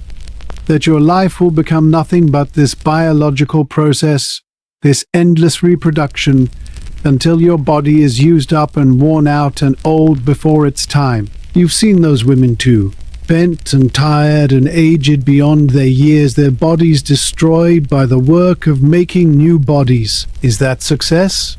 Is that what you're supposed to want? Your father has brought you to the altar now, and Thomas is there, so close you can see the flower dust still caught in his hair, despite his obvious attempt to clean it. The priest is beginning the ceremony, his Latin rolling over you like fog, incomprehensible and heavy. This is the moment, the point of no return. Once you speak your vows, once the priest pronounces you married, everything else will follow inevitably. The bedding, the pregnancy, the slow erosion of everything you are into everything you're supposed to be, and you can't stop it. You couldn't even if you wanted to. If you ran now, where would you go? What would you do? A woman alone has no place in this world. You'd be vulnerable to everything. Starvation, violence, exposure, exploitation. The only safety available to you is the safety of belonging to a man, first your father and now your husband. That's the trade. You give up autonomy in exchange for protection, give up selfhood in exchange for survival. It's not a good trade, but it's the only one on offer. So you stand here, and you prepare to speak the vows, and you try to manage your fear, to compress it into something small enough that you can function despite it. You focus on breathing, in and out, steady, calm, or at least the appearance of calm, which is sometimes the same as the real thing if you can maintain it long enough. The fear is still there, all of it. Fear of pain, of violation, of pregnancy, of death, of loss, of failure, of success, of the unknown future that's rushing toward you faster than you can prepare for. But you can't let it show. You have to be the brave bride, the good daughter, the obedient wife. You have to pretend that you want this, or at least accept it, or at the very least aren't actively terrified of every single aspect of it. That's what's expected. That's the role, and you'll play it. Because what choice do you have? None. You've never had any choice at all. The priest is asking something, and you realize with a start that he's asking for your consent. Do you take this man to be your lawfully wedded husband? Do you promise to love, honor, and obey him, forsaking all others, for as long as you both shall live? Your voice, when it comes, sounds strange to your own ears, thin and distant, as if someone else is speaking the words while you watch from somewhere far away. I do, you say, and the church is silent except for the faint whisper of fabric as people shift in their seats, the creak of the wooden pews, the sound of your own heartbeat loud in your ears. I do. 2 words that change everything. 2 words that you were always going to say because the alternative was unthinkable, impossible. 2 words that seal you into this life, this future, this fate that you're more afraid of than you've ever been, of anything. Thomas is speaking now, repeating his own vows, and you watch his mouth move, but you can't quite process the words. Your mind has gone somewhere else, somewhere safer. You think about your sister, probably crying in the congregation somewhere behind you. You think about your mother, watching this and remembering her own wedding, her own fear. You think about all the women who have stood where you're standing, spoken the words you've just spoken, walked into the unknown with nothing but the slim hope that somehow it would be bearable. Did they all feel this way? This mixture of terror and resignation, and the strange floating sensation of being present but not quite real? Or were some of them happy, eager, in love with their husbands-to-be? You'll never know. Women don't speak honestly about these things. We learn early to pretend, to smile, to say it's fine when it's not fine at all. The priest is doing something with oil now, making the sign of the cross, blessing the union. Thomas is holding your hand, though you don't remember him taking it. His palm is sweaty, or maybe that's your palm. It's hard to tell where you end and he begins at this moment. And isn't that what marriage is supposed to be? 2 becoming one? But you don't feel like you're becoming one with Thomas. You feel like you're becoming less than one, like pieces of yourself are being removed, discarded, deemed unnecessary for the role of wife. Maybe that's what it takes. Maybe you have to become less so he can remain whole. The ceremony is ending. The priest declares you husband and wife, tells Thomas he may kiss his bride. This is the first time he'll touch you deliberately, intimately, and you brace yourself without meaning to, your body going rigid with anticipation. But the kiss, when it comes, is brief, almost perfunctory. His lips against yours, dry and uncertain, and then it's over. Your first kiss, and you felt almost nothing. Relief, maybe. That it wasn't worse, wasn't more invasive, wasn't the violation you'd half expected. It's done. You're married. The village is cheering, congratulating, and you're turning Thomas's hand, still holding yours, walking back down the aisle toward the door, toward the daylight, toward the feast and the celebration, and eventually, when night falls, toward the bed where all your fears will finally take solid form. But for now, at this moment, you're just walking, 1 foot in front of the other, smiling because that's what's expected, though the smile feels like it's been painted on your face by someone else's hand. accepting congratulations, well wishes, blessings for your future, and the fear is still there, underneath everything, patient and waiting, because this is just the beginning. The ceremony is over, but the marriage is just starting. And marriage, you're starting to understand, is not a single moment of fear that you survive and then move past. It's a lifetime of fear managed, accommodated, lived with. It's waking up every day beside this stranger and trying to figure out how to be what he needs, while somehow remaining enough of yourself to recognize your own face in the reflection of the wash basin. It's bearing children who might kill you, raising them if you survive, and hoping that the love you're told will come eventually actually does. It's enduring the marriage bed again and again, night after night, until it becomes just another task, just another duty, just another thing you do because it's expected. And refusing is not an option. You're outside now, in the bright sunlight, and it hurts your eyes after the dimness of the church. The villagers gathering for the feast, tables already set up in the field, food being laid out, bread and cheese and the precious meat someone has contributed, music starting up, someone with a pipe, someone else with a drum. It's a celebration, and you're at the center of it, and everyone is happy for you, or at least they're performing happiness, playing their parts in this communal ritual, just as you're playing yours. And you stand there, Thomas beside you, and you let the fear settle into something you can carry, because you have to carry it. There's no other choice. You're married now. Your life has been decided. All that's left is to live it, day by day, moment by moment, bearing what must be borne, because that's what women do.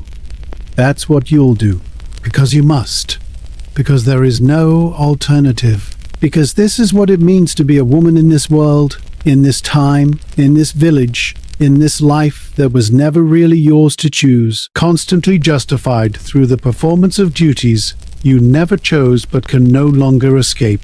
The feast is finally winding down. The sun has set, leaving behind a sky streaked with deep purple and fading orange.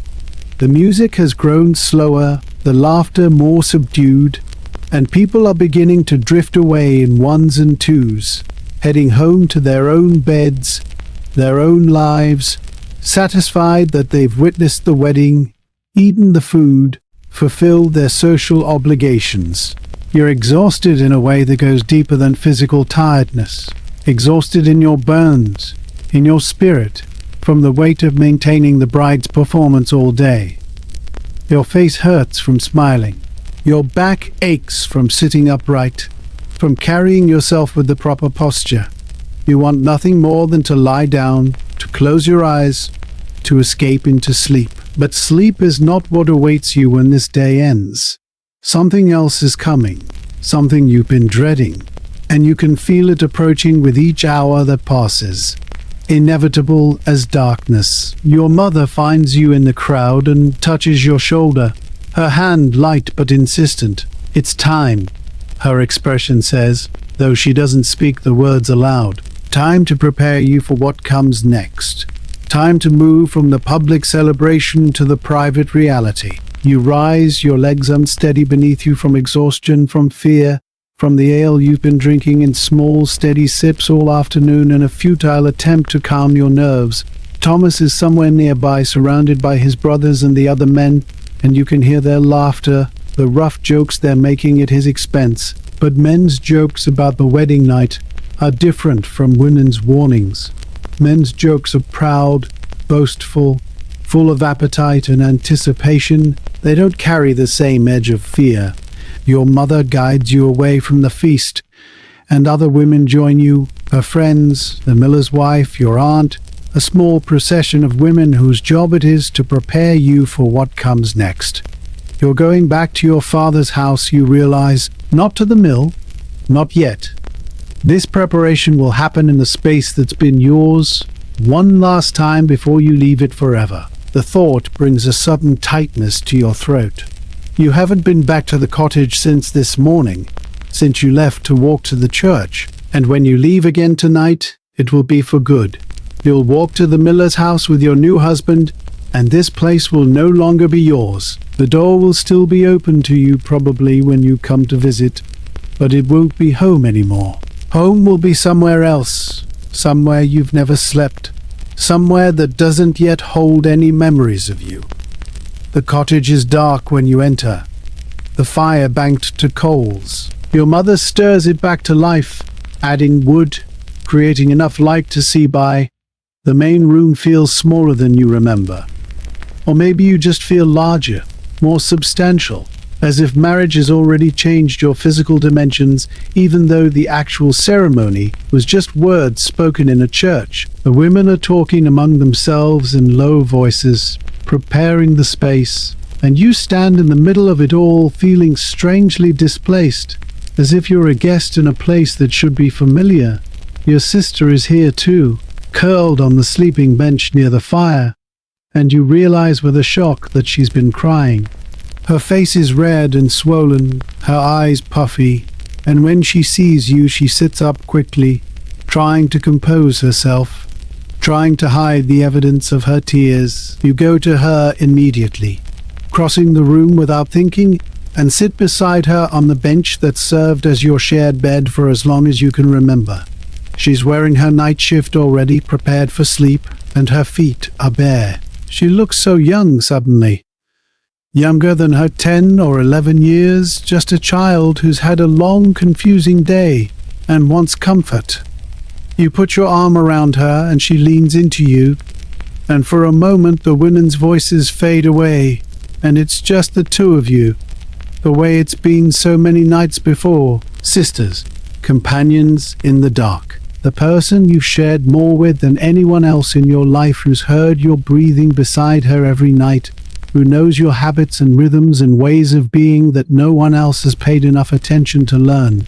"I don't want you to go," she whispers, and her voice is thick with tears she's trying not to shed. You tighten your arm around her, feeling the warmth of her small body against yours. And you don't know what to say. You don't want to go either. But wanting or not wanting has nothing to do with anything. This is what happens. Daughters grow up and get married and leave. That's the pattern, the way of things, and neither of you has any power to change it. "I know," you say finally, because there's nothing else to say. No comfort you can offer that would be true. You are leaving. Tonight. In less than an hour, probably. You're leaving her here to grow up without you, to face her own fears and questions alone, to become a woman in this small cottage with only your mother for guidance. You won't be here to tell her stories when she can't sleep. You won't be here to explain the things your mother can't quite bring herself to discuss. You won't be here to protect her, comfort her, be the person she turns to when the world is frightening. She'll miss you. You know that. But what you realize, sitting here with your arm around her, is how much you're going to miss her. Not just the companionship, though that's part of it, but the specific comfort of her presence. The way she grounds you, reminds you of who you've always been. When you're with her, you're still yourself. Still your father's oldest daughter. Still the girl who grew up in this cottage. Still connected to your childhood and your history. When you leave tonight, you'll be leaving behind the person who knows you best, who's witnessed your entire life, who remembers things about you that you've forgotten yourself. The miller's house will have no such memories. No one there will know that you used to be afraid of the dark until you were 7, or that you can't eat turnips without feeling sick, or that you sing when you're working alone and think no one can hear. Thomas doesn't know these things. His family doesn't know them. You'll be starting completely fresh, building yourself from nothing, and there will be no one to remind you of who you used to be. Your mother is calling you, telling you it's time to prepare, and you can hear the edge of impatience in her voice. You're not supposed to be sitting with your sister right now. You're supposed to be focused on your husband, on your new life, on the duties that await you. But you hold on a moment longer, memorizing the weight of your sister's body against yours, the sound of her breathing, the way her hand has found yours and is gripping it tightly.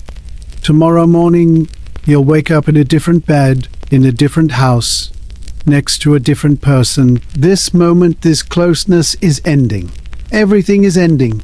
And there's nothing you can do to stop it, to slow it down, to hold on to what's slipping away even as you try to grasp it. Will you come back? Your sister asks, and her voice is small, hopeful, desperate. Will I see you? You nod, not trusting your voice for a moment. Of course. You manage finally. I'll come back. I'll visit. We're not that far apart, just across the village. You can come see me too once I'm settled. The words sound hollow even as you speak them. Yes, you'll visit. Yes, you'll see each other, but it won't be the same. Visits are formal, brief, supervised. They happen in daylight hours when both of you have work to do, chores that can't wait. You won't be lying side by side in the dark anymore, whispering secrets, telling stories. You won't be sharing the small intimacies of daily life. You'll be a visitor in each other's lives now, not integral parts of them, connected by blood and history but separated by the gulf of marriage, of different households, of the different paths your lives are taking. The women are becoming more insistent. Your mother has prepared a basin of water, warm from the fire, and someone has brought out a clean shift, the one you'll wear tonight. Not the blue dress from the ceremony that was for display, for the village to see. This is something else, something simpler, meant for a different purpose. You'll have to leave your sister now. You'll have to let go of her hand and stand up and let the women surround you, preparing you for your husband, for the marriage bed, for all the things that happen after the public celebration ends. But for just one more moment, you hold on. You press your face against your sister's hair, breathing in the familiar smell of her smoke and wool and the herbal soap your mother makes. You try to memorize it, to fix it so firmly in your mind that you'll be able to call it up later when you're alone and frightened and desperately missing home. Be brave, you whisper to her, though you're not sure if you're talking about tonight, about the future when her own betrothal comes, or just about life in general. Be brave. That's all the advice you have to offer, all the wisdom you've gained from your 17 years. Be brave, because there's no alternative. Be brave, because fear doesn't change anything except how much you suffer through what's inevitable. Be brave because someday you'll be where I am now, and knowing that someone else was frightened too might help, even just a little. She nods against your shoulder, her tears soaking through the fabric of your dress, and then you're standing, and her hand is slipping out of yours, and the women are surrounding you, moving you away, starting the process of transformation that will turn you from a bride in a blue dress into a wife in a white shift waiting in a marriage bed. Your sister stays where she is, curled on the bench, watching you with eyes that seem too large for her face. You meet her gaze across the room as the women begin to unlace your dress, and for just a moment you see yourself reflected there, the sister she's losing, the person she'll remember when she thinks of you years from now. You wonder if you'll look different to her the next time she sees you, if marriage will have changed something visible, made you older, harder, more distant, if she'll be able to see in your face what you've endured, what you've learned, what you've lost. Or if you'll be able to hide it well enough that she won't know, won't worry, won't carry the burden of your pain along with her own fears about her eventual fate. The blue dress is removed, and you stand in your undershift while the women bring the basin closer, while they begin to wash you with the warm water. It's intimate, invasive, their hands on your body, washing places you've always washed yourself, preparing you for your husband's touch by touching you first. Be brave, you whisper to her, though you're not sure if you're talking about tonight, about the future when her own betrothal comes, or just about life in general. Be brave. That's all the advice you have to offer, all the wisdom you've gained from your 17 years. Be brave, because there's no alternative. Be brave, because fear doesn't change anything except how much you suffer through what's inevitable. Be brave because someday you'll be where I am now, and knowing that someone else was frightened too might help, even just a little. She nods against your shoulder, her tears soaking through the fabric of your dress, and then you're standing, and her hand is slipping out of yours, and the women are surrounding you, moving you away, starting the process of transformation that will turn you from a bride in a blue dress into a wife in a white shift waiting in a marriage bed. Your sister stays where she is, curled on the bench, watching you with eyes that seem too large for her face. You meet her gaze across the room as the women begin to unlace your dress, and for just a moment you see yourself reflected there. The sister she's losing, the person she'll remember when she thinks of you years from now. You wonder if you'll look different to her the next time she sees you. If marriage will have changed something visible, made you older, harder, more distant. If she'll be able to see in your face what you've endured, what you've learned, what you've lost. Or if you'll be able to hide it well enough that she won't know, won't worry, won't carry the burden of your pain along with her own fears about her eventual fate. The blue dress is removed, and you stand in your undershift while the women bring the basin closer, while they begin to wash you with the warm water. It's intimate, invasive, their hands on your body, washing places you've always washed yourself, preparing you for your husband's touch by touching you first. The women are talking around you, giving advice, but their voices have become a blur. You can't focus on their words, can't hold on to their meaning. Your mind is scattered, trying to be in too many places at once here. Being prepared with your sister, saying goodbye at the miller's house, imagining what's to come, somewhere far away where none of this is happening, where you're still safe and small and protected. Your mother's face appears in front of you, and she's looking at you with an expression you've never seen before. Not quite sadness, not quite sympathy, but something complicated that speaks to her own memories, her own wedding night, her own initiation into the reality of marriage. She takes your face in her hands, and for a moment you think she's going to say something important. But she just looks at you, her rough palms warm against your cheeks, and then she nods. To herself or to you, you can't tell, and steps back. Whatever she was thinking, she's decided not to share it. The moment passes, the opportunity for real honesty, real connection, slips away unused. The women declare you ready. You're clean, dressed, your hair is prepared, and there's nothing left to do but go. To walk out of this cottage, away from your sister, away from the only home you've ever known, to the miller's house where Thomas is waiting, where the bed has been prepared, where everything you've been fearing will finally, inevitably happen. You look back at your sister one last time, and she's standing now, her hand raised in a small, helpless wave. You wave back, and the gesture feels like an ending, like a door closing, like the last moment of your childhood disappearing into memory, and then you're moving toward the door, surrounded by the chattering women who will escort you to your husband, and behind you, your sister is getting smaller, the cottage is receding, and everything that was familiar and safe is slipping away into the past, while the unknown, terrifying future rushes up to meet you with arms you can't escape. The walk from your father's cottage to the miller's house is short.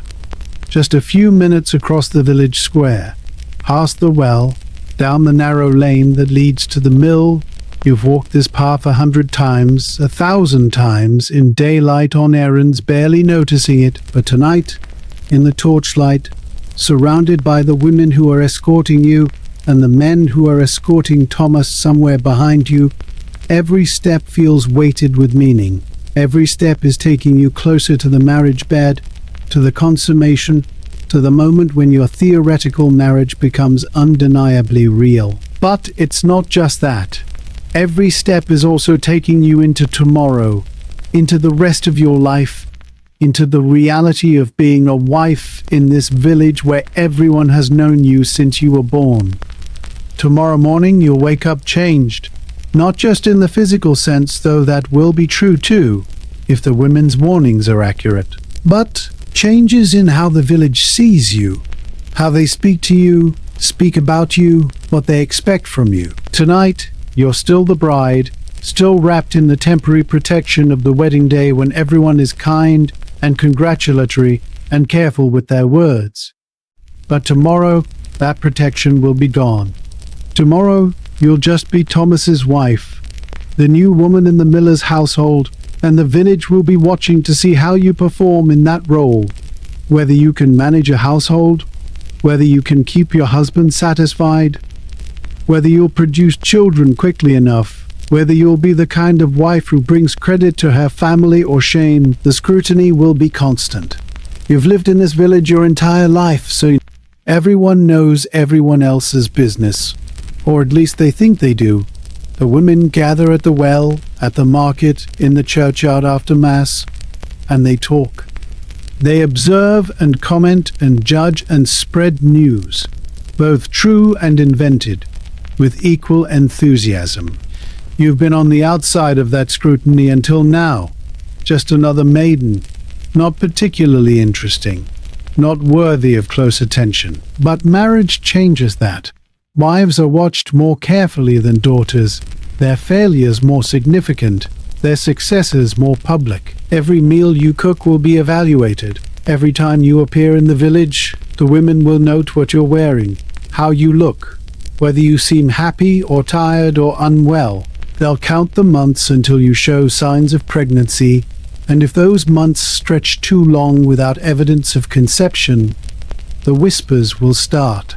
Barren, they'll say, or cold, or some deficiency in your womanhood that prevents you from fulfilling your... You can already hear the conversations that will happen tomorrow, after you've been safely delivered to your marriage bed and the witnesses have dispersed, and the village has settled back into its normal rhythms.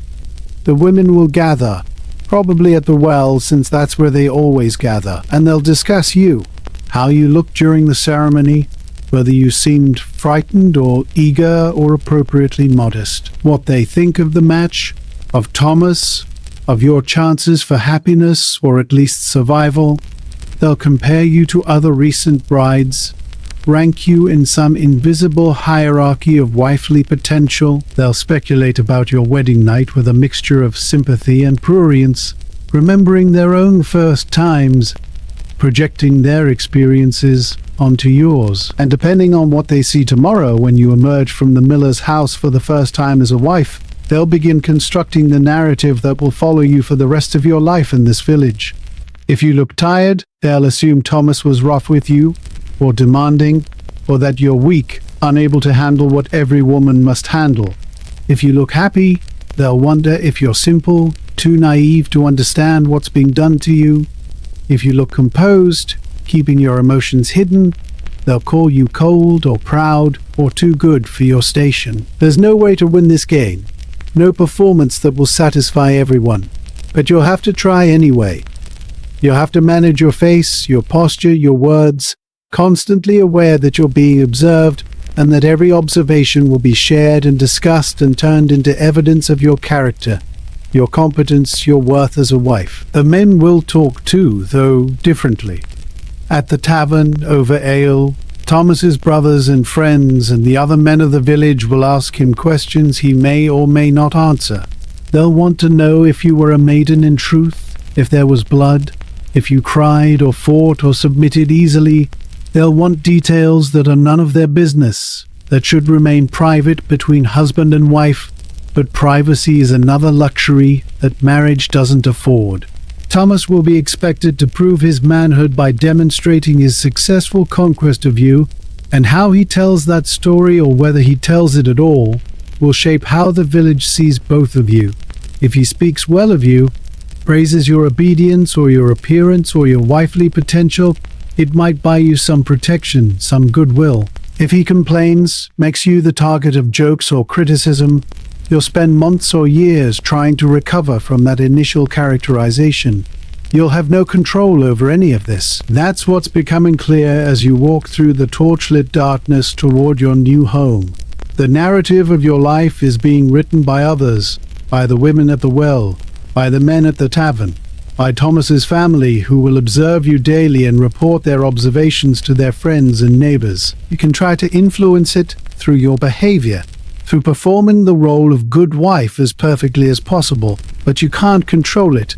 People will say what they say. They'll believe what they want to believe, and you'll have to live with whatever reputation emerges from their collective observations and judgments, whether it's fair, or accurate, or has any relationship to who you actually are. Tomorrow, you'll also have to navigate your new position within Thomas's family.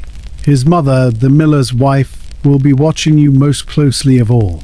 This is her house, her household, and you're the newcomer, the outsider being incorporated into her domain. She'll expect deference, obedience, acknowledgement of her authority. You'll have to learn her ways of doing things, how she likes the bread kneaded, how she organizes the kitchen, what time meals are served, which chores are done on which days. You'll have to adapt yourself to her rhythms and preferences, suppressing your own habits and knowledge in favor of hers. If you're smart, you'll ask questions, show humility, demonstrate that you're eager to learn and not presumptuous enough to think you know better than she does despite your 17 years of helping your own mother manage a household. But it will be a delicate balance. Too much deference and you'll seem weak, incompetent, a burden rather than a help.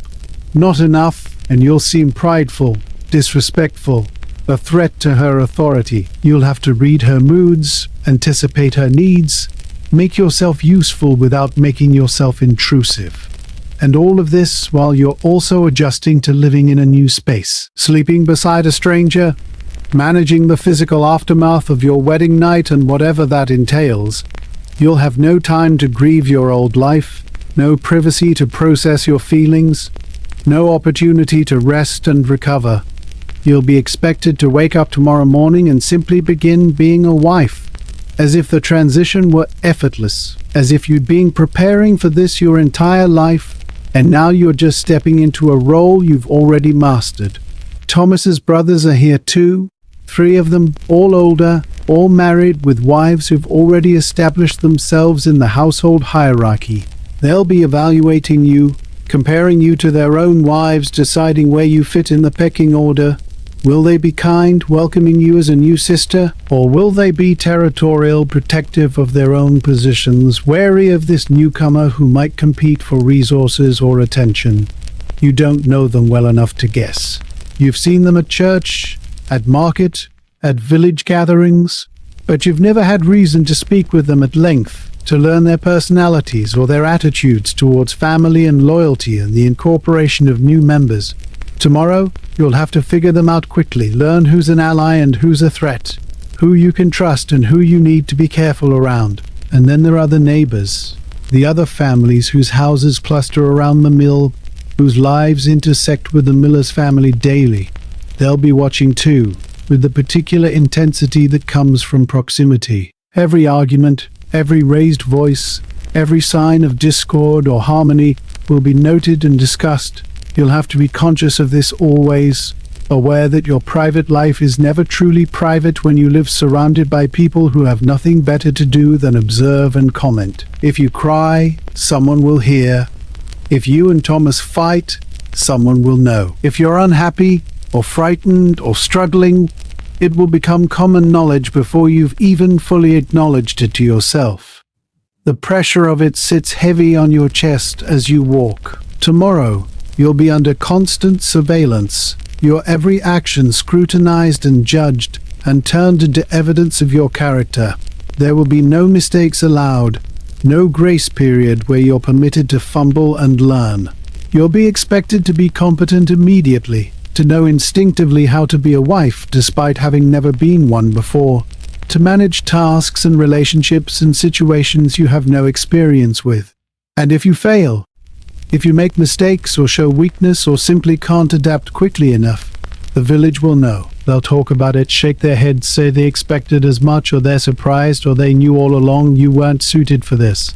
Your failures will become public entertainment, cautionary tales for younger girls, evidence used to support whatever theories people already hold about women and marriage and what makes a good wife versus a bad one. You're approaching the miller's house now, and you can see the light from inside spilling out through the windows. The shapes of people moving around preparing the bed probably, preparing the room where you and Thomas will be expected to consummate your marriage, while half the village listens outside the door or in the adjacent rooms, waiting for sounds that will confirm the deed is done. Tomorrow morning, they'll examine whatever evidence they can find of your face. Thomas's demeanor, the sheets if they're given access to them. They'll form their conclusions and spread them through the village by noon. Everyone will know, or think they know, what happened in that bed tonight. There will be no privacy, no dignity, no protection from the collective curiosity and judgment of your community. And this will be your life now, not just tomorrow, but every day after. Living under observation, being constantly evaluated, having your worth measured and reassessed based on your performance of wifely duties. You'll wake up each morning knowing that your neighbors are watching, that the women at the well are talking, that your husband's family is judging whether you're meeting their expectations. You'll go to bed each night aware that tomorrow will bring more scrutiny, more opportunities to fail or succeed, more moments when your behavior will be noted and discussed, and turned into evidence of who you are and what you're worth. The worst part is that you care what they think. You wish you didn't. You wish you could be indifferent to the village's opinion, could simply live your life according to your own standards, and let others say what they will. But you can't afford that luxury. Your safety, your security, your entire future depends on maintaining a certain reputation. If the village decides you're a bad wife, it will make everything harder. Thomas will feel pressured to be harsher with you, to correct whatever deficiencies they've identified. His family will be less patient, less willing to help you learn and adapt. Other women will exclude you from their gatherings, their conversations, the informal networks of support and information that make daily life manageable. You'll be isolated, vulnerable, marked as someone who failed at the most basic requirement of womanhood. So you'll perform. You'll smile when you're expected to smile, lower your eyes when you're supposed to be modest, speak or stay silent according to what the situation demands. You'll learn to read the village's mood, to sense when gossip is turning against you and adjust your behavior accordingly. You'll become expert at managing perceptions, at presenting the version of yourself that's most likely to be accepted and approved. And in the process, you'll learn to hide who you actually are. Your real thoughts, your real feelings, your real self so deep that even you might eventually forget where you buried it. Tomorrow, the village will be watching, tomorrow and every day after. And you'll be performing for them, consciously or not, shaping yourself to meet their expectations, because the alternative of being rejected, being judged unworthy, being cast out from the only community you've ever known, is too frightening to contemplate. This is what marriage means, in a small village where everyone knows everyone and privacy is impossible. You don't just marry a man, you marry into a web of observation and judgment and social pressure that will constrain your every action for the rest of your life. And tomorrow that web closes around you fully, and you'll have to learn to navigate it or be destroyed by it. There's no third option. There never was. You've reached the miller's house now, and the women are guiding you inside. Their voices a murmur of encouragement and instruction that you can barely process. The house is larger than your father's cottage, more substantial, built of better wood with a proper second floor where the bedrooms are. You've been inside before, years ago, on some errand for your mother, but you barely remember it. Now you're trying to take it all in the layout, the smell of it, the way the firelight plays across the walls, because this is your home now. This is where you'll live out the rest of your days. Unless Thomas dies and you're sent back to your father's house or passed to another man, or left to manage on your own, which seems impossible to imagine. The women are leading you up narrow stairs to the second floor, and you can hear Thomas and the men somewhere below, their voices loud with drink and masculine energy, preparing him just as the women are preparing you. The bedroom is small, barely large enough for the bed that dominates it. There's a window, shuttered now against the night, and a chest for storing clothes and belongings. The bed has been prepared with what looks like clean linens, or at least cleaner than usual, and someone has scattered herbs across the blanket for luck, for fertility, for protection against evil spirits or bad fortune. The smell of lavender and rosemary and something else you don't recognize fills the small space, making it feel both foreign and somehow sacred. This is where it will happen. This bed, this room, this space barely large enough for two people.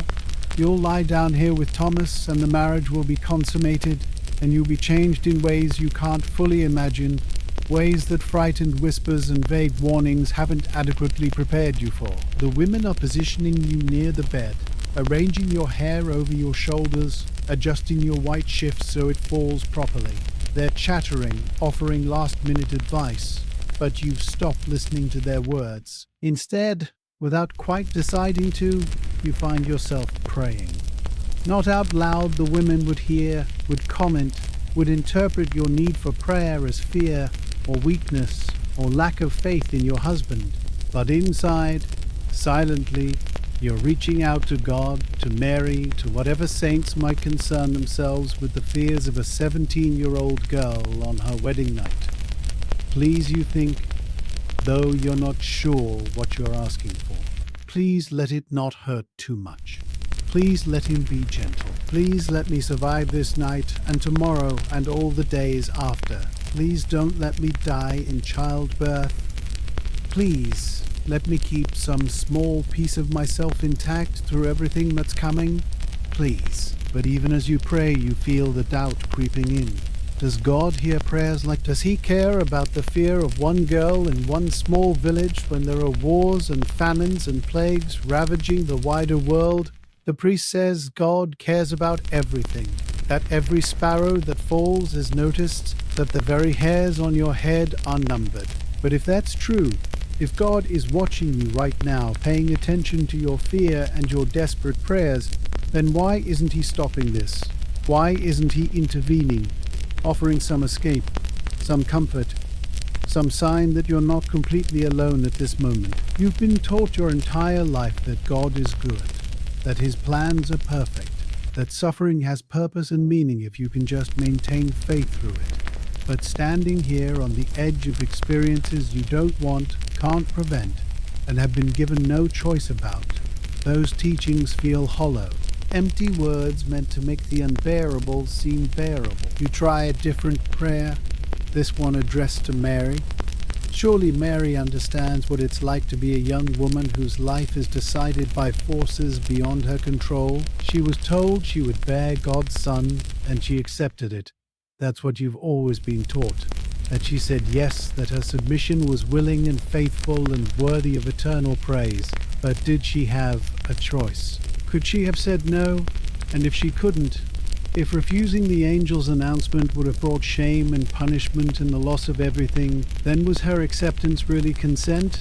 Or just the only possible response to an impossible situation? You've never thought about it this way before, never questioned the story you've heard so many times. But tonight, standing in this room preparing to submit to something you don't want because refusing is unthinkable, you feel a sudden kinship with Mary, a fellow woman caught in a situation not of her making, trying to find grace or faith or just endurance in the midst of it. Please help me, you pray to her. You were young once. You were frightened. You had to trust that everything would be all right even when you couldn't see how that would help me survive this. Help me find some meaning in it, or at least help me not lose myself completely. But the prayer feels desperate, grasping, like you're reaching for something that isn't there or can't reach back. You want to believe that Mary hears you, that she cares, that she has some power to intervene or comfort. But she's been dead for more than 1,000 years, if she was ever real at all, beyond the stories.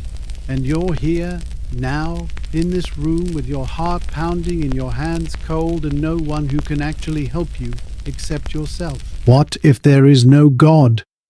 The thought comes unbidden, shocking in its clarity. What if it's all just stories, ways of making sense of a world that's random and cruel and indifferent to human suffering?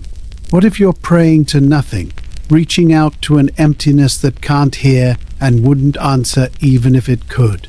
The idea is terrifying, but also strangely liberating. If there's no God, then there's no divine plan that requires your suffering. No higher purpose being served by your fear and pain. No test you're expected to pass, no lesson you're meant to learn. It's just life, just the way things are, just the structures that humans have built and maintained and called sacred to give them weight and authority.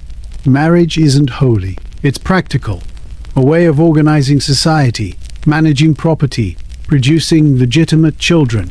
The church blesses it and calls it a sacrament, but that doesn't make it divine. But if there's no God, then there's also no one watching over you, no one who cares whether you survive or suffer, or lose yourself completely in the process of becoming someone's wife.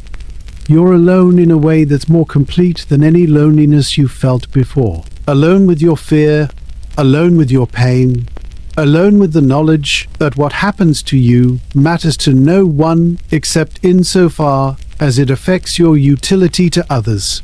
That thought is almost worse than the fear of God's indifference. At least if you believe God exists and is simply testing you, there's the possibility of eventual reward, of suffering redeemed, of meaning assigned to experiences that feel meaningless. Without God, it's just suffering for its own sake, pain that serves no purpose except to break you down until you're compliant enough to perform your role without resistance. You try to pull yourself back from this edge. This is dangerous thinking, the kind that could get you accused of heresy if you spoke it aloud, the kind that could mark you as a witch or worse, if the wrong person suspected you harbored such doubts. You need to believe. You need faith to survive what's coming, to make it bearable, to give you something to hold on to when everything else is being taken away. So you force yourself back to prayer, back to the familiar words and rhythms you've known since childhood. The Our Father, the Hail Mary, the prayers that have been said by millions of women before you, facing their own fears and seeking their own comfort in the rituals of belief. The words are automatic now, requiring no thought. And maybe that's the point. Maybe faith isn't supposed to be reasoned through or examined too closely. Maybe it's just supposed to be accepted, performed, maintained through repetition until it becomes indistinguishable from truth. Our Father, who art in heaven, hallowed be thy name. The words flow through your mind, familiar and distant at once. Thy kingdom come, thy will be done, on earth as it is in heaven. Is this God's will? Your marriage, your fear, your impending loss of innocence and autonomy? The priests would say yes, that everything is God's will, that questioning it is pride and sin. But how can that be? How can a loving father allow his daughter to suffer? Give us this day our daily bread, and forgive us our trespasses, as we forgive those who trespass against us. You'll be trespassed against tonight. Your body will be entered without you having any real say in the matter, and you'll be expected to forgive it, to call it love or duty or the natural order, to submit to it again and again for the rest of your life. Lead us not into temptation, but deliver us from evil. The prayer ends before you're ready, and you have to start again because stopping means being fully present in this room, in this moment, and you're not ready for that yet. Hail Mary, full of grace, the Lord is with thee. You wonder if Mary felt abandoned, if she ever prayed for deliverance that didn't come, if she ever questioned why she had been chosen for suffering. Blessed art thou among women, and blessed is the fruit of thy womb, Jesus. The fruit of her womb, that would grow up to be tortured and killed, that would cause her to witness horrors no mother should see. Is that really a blessing, or is it just the name given to suffering when it happens to serve someone else's purpose? Holy Mary, Mother of God, pray for us sinners, now and at the hour of our death. You're not sure if you're praying for death or for survival, for deliverance from this life or the strength to endure it. Maybe both. Maybe it doesn't matter which, because you don't truly believe Mary is listening anyway. She's just a story, like God, like all of it. Stories we tell ourselves to make sense of the senseless, to find patterns in chaos, to believe that someone somewhere cares what happens to us. The women are stepping back now, declaring you ready, and you hear Thomas's footsteps on the stairs. Hear the men's voices accompanying him, delivering him to this room, to you, to the marriage bed where everything will change. This is it. This is the moment you've been dreading all day, all week, all 3 years since your betrothal was announced, and your prayers haven't helped. God hasn't intervened. Mary hasn't sent comfort. You're still here, still frightened, still alone with your doubt and your fear and the desperate wish that you could be anywhere else, living any life but this one. Your faith, such as it was, hasn't been strong enough to carry you through this. But maybe that's all right. Maybe faith isn't supposed to make things easier. Maybe it's just supposed to give you something to blame when things go wrong. Someone to beg when you're desperate. A framework for making sense of experiences that don't make sense any other way. Thomas is at the door now. The men are laughing, making their crude jokes, and then they're leaving. And the women are leaving too. And suddenly it's just the two of you in this small room with the herb-scattered bed and the shuttered window, and the weight of expectation pressing down so heavily you can barely breathe. He looks as uncomfortable as you feel, you realize. Not frightened exactly, but uncertain, out of his depth. This is new for both of you. Neither of you knows what you're doing, what's expected, how to navigate this situation with any grace. And God, if he exists at all, isn't going to help. He's going to watch, or not watch, and either way you'll be alone with this stranger, who's now your husband, trying to figure out how to survive the night and all the nights that follow. So you let go of prayer, of faith, of the desperate hope that divine intervention might save you from this moment. You breathe in the scent of lavender and rosemary, feel the rough floor beneath your bare feet, and you accept that whatever happens next is between you and Thomas and the bodies you inhabit. Or if he does, he's chosen not to intervene, which amounts to the same thing. You've always been on your own, really, despite the prayers and the rituals and the reassurances that you're precious in God's sight.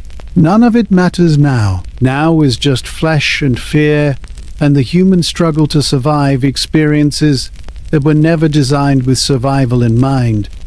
You've prayed, and your prayers have changed nothing. So you'll stop praying. You'll just endure. And maybe that's been the truth of faith all along. Not that God helps those who believe, but that believers learn to endure without help and call that endurance divine. The door closes behind the last of the witnesses, and the sudden silence is almost worse than the noise was. You can hear Thomas breathing, hear your own heartbeat loud in your ears, hear the faint sounds of the village outside settling into the night. A dog barking somewhere, voices fading as people return to their homes, the wind moving through the trees near the mill. The room feels smaller now that it's just the two of you. The bed looming larger than it should, the herbs scattered across the blanket releasing their scent with each small movement of air. You're standing on opposite sides of the room, neither of you quite ready to cross the space between you, to begin whatever comes next. Thomas clears his throat, and the sound makes you flinch slightly. "We don't have to," he says, and his voice is quieter than you expected, uncertain. "Not tonight, if you're not ready." The words surprise you. You'd expected demands or instructions or simply action without consultation. This small mercy, the acknowledgement that you might not be ready, the offer to wait, loosen something in your chests that's been tight since morning. You look at him properly for the first time since he entered the room. He looks young suddenly, despite being several years older than you. Young and unsure and perhaps as frightened as you are in his own way. This isn't easy for him either, you realize. The expectations, the performance, the public nature of something that should be private. He's trapped in this too, if differently. "They'll know," you say, and your voice sounds strange to you, thin and distant. "If we don't, they'll know tomorrow." It's true. The village will be watching for signs, waiting for evidence that the marriage has been properly consummated. If they suspect you haven't fulfilled your duty, the gossip will start, the speculation, the judgment of both of you. And beyond that, the marriage itself might be questioned, might be vulnerable to annulment if it remains unconsummated. You can't take that risk. Neither of you can. Thomas nods, understanding the truth of what you've said. "I know," he says, "but still, we could wait. We could." He trails off, not finishing the thought, and you realize he doesn't know what to say any more than you do. There's no script for this, no instructions that cover the awkwardness of two strangers trying to navigate intimacy they've been commanded to perform but have no natural desire for. You move toward the bed because someone has to move first, because standing frozen on opposite sides of the room won't accomplish anything. The herbs crunch slightly under your hand as you sit on the edge of the mattress, and their scent intensifies: lavender for protection, rosemary for remembrance, and something else that might be yarrow or chamomile. Someone, probably Thomas's mother or one of the village women, went to effort to prepare this bed, to make it as auspicious as possible for what's supposed to happen here. You wonder if herbs really have power, if their presence can actually affect what happens, or if they're just tradition, ritual, something to do because it's always being done, and doing it makes people feel like they have some control over outcomes they actually can't influence at all. Thomas sits beside you, careful to leave space between you, not touching. The bed shifts under his weight, the ropes beneath the mattress creaking. It's a good bed, better than the one you shared with your sister, with a proper frame, and what feels like more straw in the mattress, more cushioning. Small comforts that don't really comfort you, but you notice them anyway because noticing details gives your mind something to do besides spiral into panic about what's expected to happen next. You can feel the warmth of him beside you, can smell the soap he must have used to wash, and beneath that the smell of flour that seems permanently embedded in his skin from years of working at the mill. It's not unpleasant, that's something. He doesn't smell bad. He looks clean. He's trying, in his awkward way, to make this easier for you. These are small things, but right now, small things are all you have to hold on to. I don't know what I'm doing, you say, and the admission feels both humiliating and necessary. No one explained. Not really. They just said, you can't finish the sentence. What did they? That it would hurt, that you should submit, that it was your duty. None of those things constitute actual instruction. None of them tell you what to do with your body, how to position yourself, what's expected of you beyond passive acceptance of whatever he chooses to do. Thomas makes a sound that might be a laugh or might be something else. I don't either, he says. Not really. I mean, I know the basics, but not. He stops and you understand. He knows the mechanics in the same way you do, from watching animals, from crude jokes and vague explanations. But knowing mechanically what happens is different from knowing how to actually do it with another person, how to make it something other than the violation it feels like from your perspective. The silence stretches between you. Not comfortable, but not entirely hostile either. You're both trapped in this together, both trying to figure out how to get through it with some shred of dignity intact. We should probably, Thomas starts, then stops. I mean, if we're going to, another pause. Should I blow out the candle? The question is so practical, so mundane, that it almost makes you laugh. Should he blow out the candle? As if darkness will make this easier, as if not seeing will somehow make it hurt less or feel less intrusive, or be less of an irreversible change in who you are and what you've experienced. But maybe he's right. Maybe darkness is better. Maybe not seeing his face, not having him see yours, not having to witness your own body being changed, is a small mercy worth accepting. Yes, you say. Please. He stands and moves to the candle, and for a moment before he extinguishes it, you see his profile outlined in the flame, the line of his jaw, the slope of his shoulders, the way his hand shakes slightly as he reaches for the light. And then darkness, complete and absolute. The moon must be new or hidden by clouds, because no light comes through the shuttered window. You can't see anything at all, can only hear Thomas moving back toward the bed. Feel the mattress shift as he sits down again, closer this time, the space between you narrowed.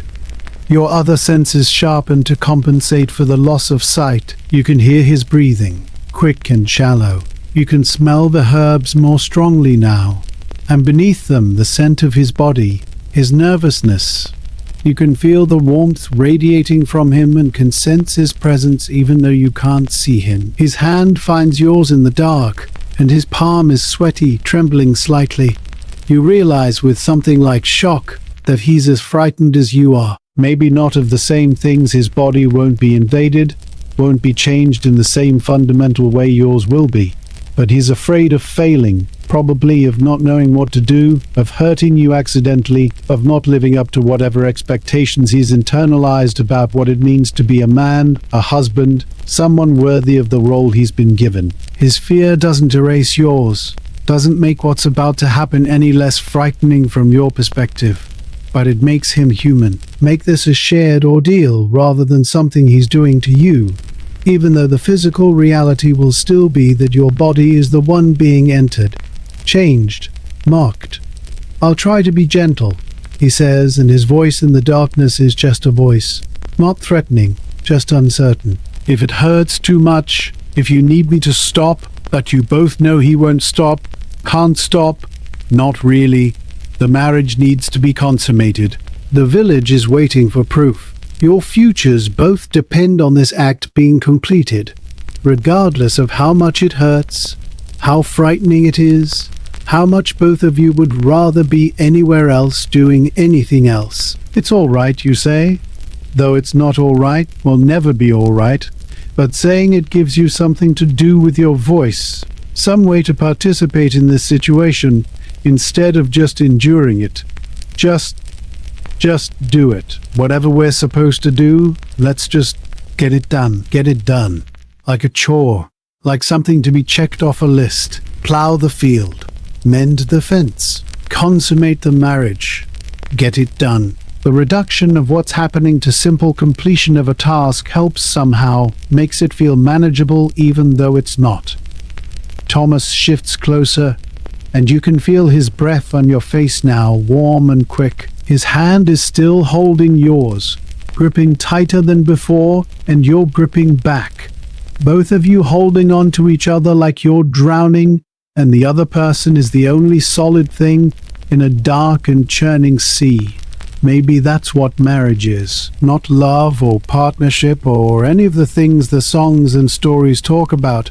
Just two people drowning together, holding on to each other because there's nothing else to hold. He kisses you, and it's clumsy, unpracticed, his lips pressing against yours with more force than necessary, his nose bumping yours awkwardly. Nothing like the brief ceremonial kiss at the church. This is longer, wetter, strange and uncomfortable and not at all pleasant, but you endure it because this is part of the process, part of what leads to the rest of it. His hand leaves yours and touches your shoulder, slides down your arm, finds the hem of your shift. You're trembling now, can't help it, and you feel him hesitate, sensing your fear. "It's all right," you say again, because someone needs to say something, because the silence of him waiting for permission you can't actually give or withhold is worse than just continuing. "I'm ready. You're not ready. You'll never be ready." But ready or not, this is happening. What happens next is awkward and painful and nothing like you expected, though you're not sure what you expected. Your body resists at first, tense with fear, and that makes it worse, makes it hurt more. When he finally manages what he's trying to do, you bite your lip to keep from crying out, don't want him to know how much it hurts, don't want him to feel worse than he already clearly does. He's trying to be gentle, you can tell, but there's no way to make this gentle, no way to make invasion feel like anything other than invasion, even when it's sanctioned by church and law and society. Your body knows it's being violated even if your mind is trying to accept it, trying to reframe it as duty, as necessity, as just something that has to be endured. It doesn't last long. That's the one mercy. It's over in minutes, maybe less, and he's rolling away from you, his breathing harsh in the darkness, and you're left lying there trying to process what just happened, what's been done to your body, how you feel about it. You hurt, but not as much as you feared. You're not crying, though you want to. You're still here, still yourself, still alive and conscious and capable of thought, even though you've been changed in some fundamental way. You've crossed a threshold. You're not a maiden anymore. You're a wife, in truth now, not just, and that can never be undone, can never be taken back, can never be erased no matter what happens from this moment forward. Thomas is saying something, his voice low and apologetic. "Sorry," he's saying. "I'm sorry if I hurt you. I didn't mean to hurt you." And you want to laugh at the absurdity of it because of course he hurt you. That's what happens when a man enters a woman for the first time. Pain is inevitable, expected, part of the process that no one really prepares you for beyond vague warnings to endure. But he sounds genuinely distressed, genuinely sorry. And that matters somehow, even though his sorrow doesn't change what's been done. "It's all right," you say for the third time tonight, and maybe if you say it enough times it will become true. "I'm all right." You're not all right. You're bleeding, probably. Can feel the wetness between your legs that's either blood or something else, or both. You're sore and confused and still frightened, even though the frightening thing has happened and is over. At least for tonight. He touches your hand again, tentative, and when you don't pull away, he squeezes it gently. A gesture of what? Affection? Gratitude? Apology? Solidarity? You can't read it in the darkness, can't see his face to interpret his expression, but the touch is human, connecting, and after the invasion of what just happened, this simple holding of hands feels almost tender. You squeeze back, because you're both here, both survived this first terrible hurdle, both trying to figure out how to be married people when neither of you really knows what that means. "We should sleep," he says finally, "if we can." The practical suggestion grounds you. Sleep. Yes, sleep would be good. Sleep would be an escape from having to think about what just happened, from having to process it or integrate it or figure out what it means for who you are now versus who you were before. But you don't sleep. Not immediately. You lie there in the darkness beside this man who's now your husband, feeling your body's soreness, feeling the strangeness of sharing a bed with someone who's not your sister, feeling the weight of everything that's changed in a single day. Your childhood is behind you now, irretrievably. Your sister is sleeping in your old bed without you. Your mother is in her cottage worrying or relieved or simply accepting that her job of raising you is done. The village is settling into sleep with full bellies from the feast and satisfied that another marriage has been completed, another couple joined, another step taken in the ongoing cycle of births and marriages and deaths that constitute village life. And you're here, in this bed, beside this stranger, changed and hurting, and trying to understand what your life will be now. Gradually, so gradually you almost don't notice it happening, your breathing synchronizes with Thomas's. His has slowed, deepened, and yours follows without your conscious decision. In and out, steady. The rhythm of two bodies learning to exist in the same space, learning to accommodate each other's presence, learning to sleep despite fear and pain and uncertainty. The herbs have stopped releasing their scent so strongly, or maybe you've just gotten used to it. The night sounds outside have quieted as the village truly settles. Even your pain is beginning to dull. Not gone, but less sharp, less immediate. Your body already beginning the process of adapting to this new reality of being touched, being entered, being used for purposes other than your own. You think about tomorrow, about waking up in this bed, in this room, in this house that's supposed to be home now, about facing Thomas's mother and brothers, facing the village women at the well, facing the endless days of learning to be a wife when you still feel like a confused and frightened girl. But tomorrow is tomorrow.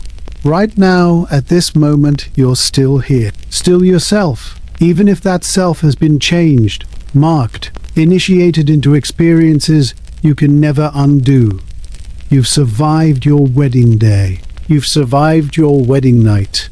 The worst is over, or at least this particular worst is over, though you're aware there are other worsts waiting for childbirth. loss, the slow erosion of self that comes from years of subordinating your needs to others. But those are the future worst. Right now, you just need to survive tonight, and you're doing that. You're still breathing, still thinking, still here.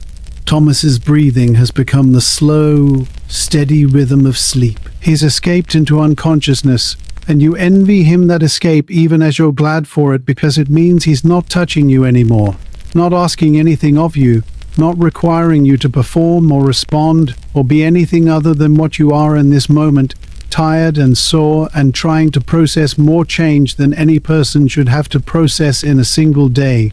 You shift slightly, trying to find a more comfortable position, and your body protests, reminding you of what's being done to it. But even that pain is already becoming familiar, already being integrated into your sense of your body and its boundaries and its capacities for endurance. Sleep begins to pull at you. Finally, mercifully, your thoughts are becoming less linear, more fragmented, drifting from memory to fear to observation without clear connection. You think about your sister. Hope she's sleeping better than you are. You think about your mother. Wonder if she's thinking about you, if she's said a prayer for you, if she's lying awake in her own bed remembering her own wedding night and hoping yours was easier than hers. You think about the village tomorrow, the scrutiny you'll face, the performance you'll have to maintain. You think about Thomas beside you, this stranger you're bound to for life, and wonder if you'll ever know him, really know him, or if you'll just learn to coexist with carefully maintained distance between your true selves and the roles you perform for each other. But these thoughts are losing their grip on you. Sleep is winning. Your body is demanding the rest it needs to heal, to process, to prepare for whatever comes next. And finally, between one breath and the next, you stop fighting it. You let yourself sink into the darkness, into the oblivion of sleep where you don't have to be a wife or a daughter or anything at all, except a consciousness temporarily suspended, temporarily freed from the weight of being present in a world that asks more of you than you know how to give. Your last thought before sleep takes you completely is something like gratitude, not for what's happened, but for the respite sleep provides, for the temporary mercy of not having to think or feel or be aware of anything at all. You sleep, and in sleeping you're still the girl you've always been, dreaming dreams that haven't learned yet that you're different now, that you've been changed, that tomorrow you'll wake up to a new life in a new place beside a new person, and you'll have to figure out how to be someone you've never been before. But that's tomorrow. Tonight, in sleep, you're just yourself, unmarked by duty or expectation or the demands of others. Just yourself, breathing softly in the darkness, beside someone who's learning to sleep next to you, just as you're learning to sleep next to him. Two people thrown together by forces beyond their control, trying to survive, trying to endure, trying to find some small measure of peace in circumstances neither of them chose. And for now, for tonight, sleep is that peace. So you sleep. Morning will come, the sun will rise. You'll wake up in this bed that's not yours, beside this man you barely know, and you'll have to begin the work of being a wife, of managing a household, of earning your place in a family that isn't yours by blood. The village will watch to see how you perform, how quickly you adapt, whether you fulfill the promise your dowry implied. Your body will heal from tonight's invasion, and then it will be invaded again and again, until pregnancy comes and brings its own dangers and pains. You'll learn to manage fear, to live with uncertainty, to find small joys in a life defined by duty rather than desire. You'll become the woman you expected to be, piece by piece, day by day, until the girl you were becomes just a memory, something you were once, briefly, before marriage claimed you and remade you into something else. But that transformation will take time. It will take days and weeks and months and years. Tonight, you've only taken the first step. You've survived your wedding day. You've survived your wedding night. You've crossed the threshold from maiden to wife, from your father's household to your husband's, from the familiar into the unknown. And you're still here, still breathing, still yourself, underneath all the changes, underneath all the pain, underneath all the fear. You've endured what countless women before you have endured, and countless women after you will endure. You're part of that long chain now, that succession of daughters given away, wives made, mothers created from girls who never asked for any of it, but learned to bear it anyway because bearing it was the only option available. Tomorrow you'll wake up and begin learning how to be that woman. But tonight you sleep, and in sleep you're free. Free from duty, from expectation, from the weight of being watched and judged and measured against impossible standards. In sleep you're just a person, resting, healing, preparing for whatever comes next, and that's enough. For now, that's enough. You've endured. You've made it through to the other side of this day that you've been dreading for 3 years.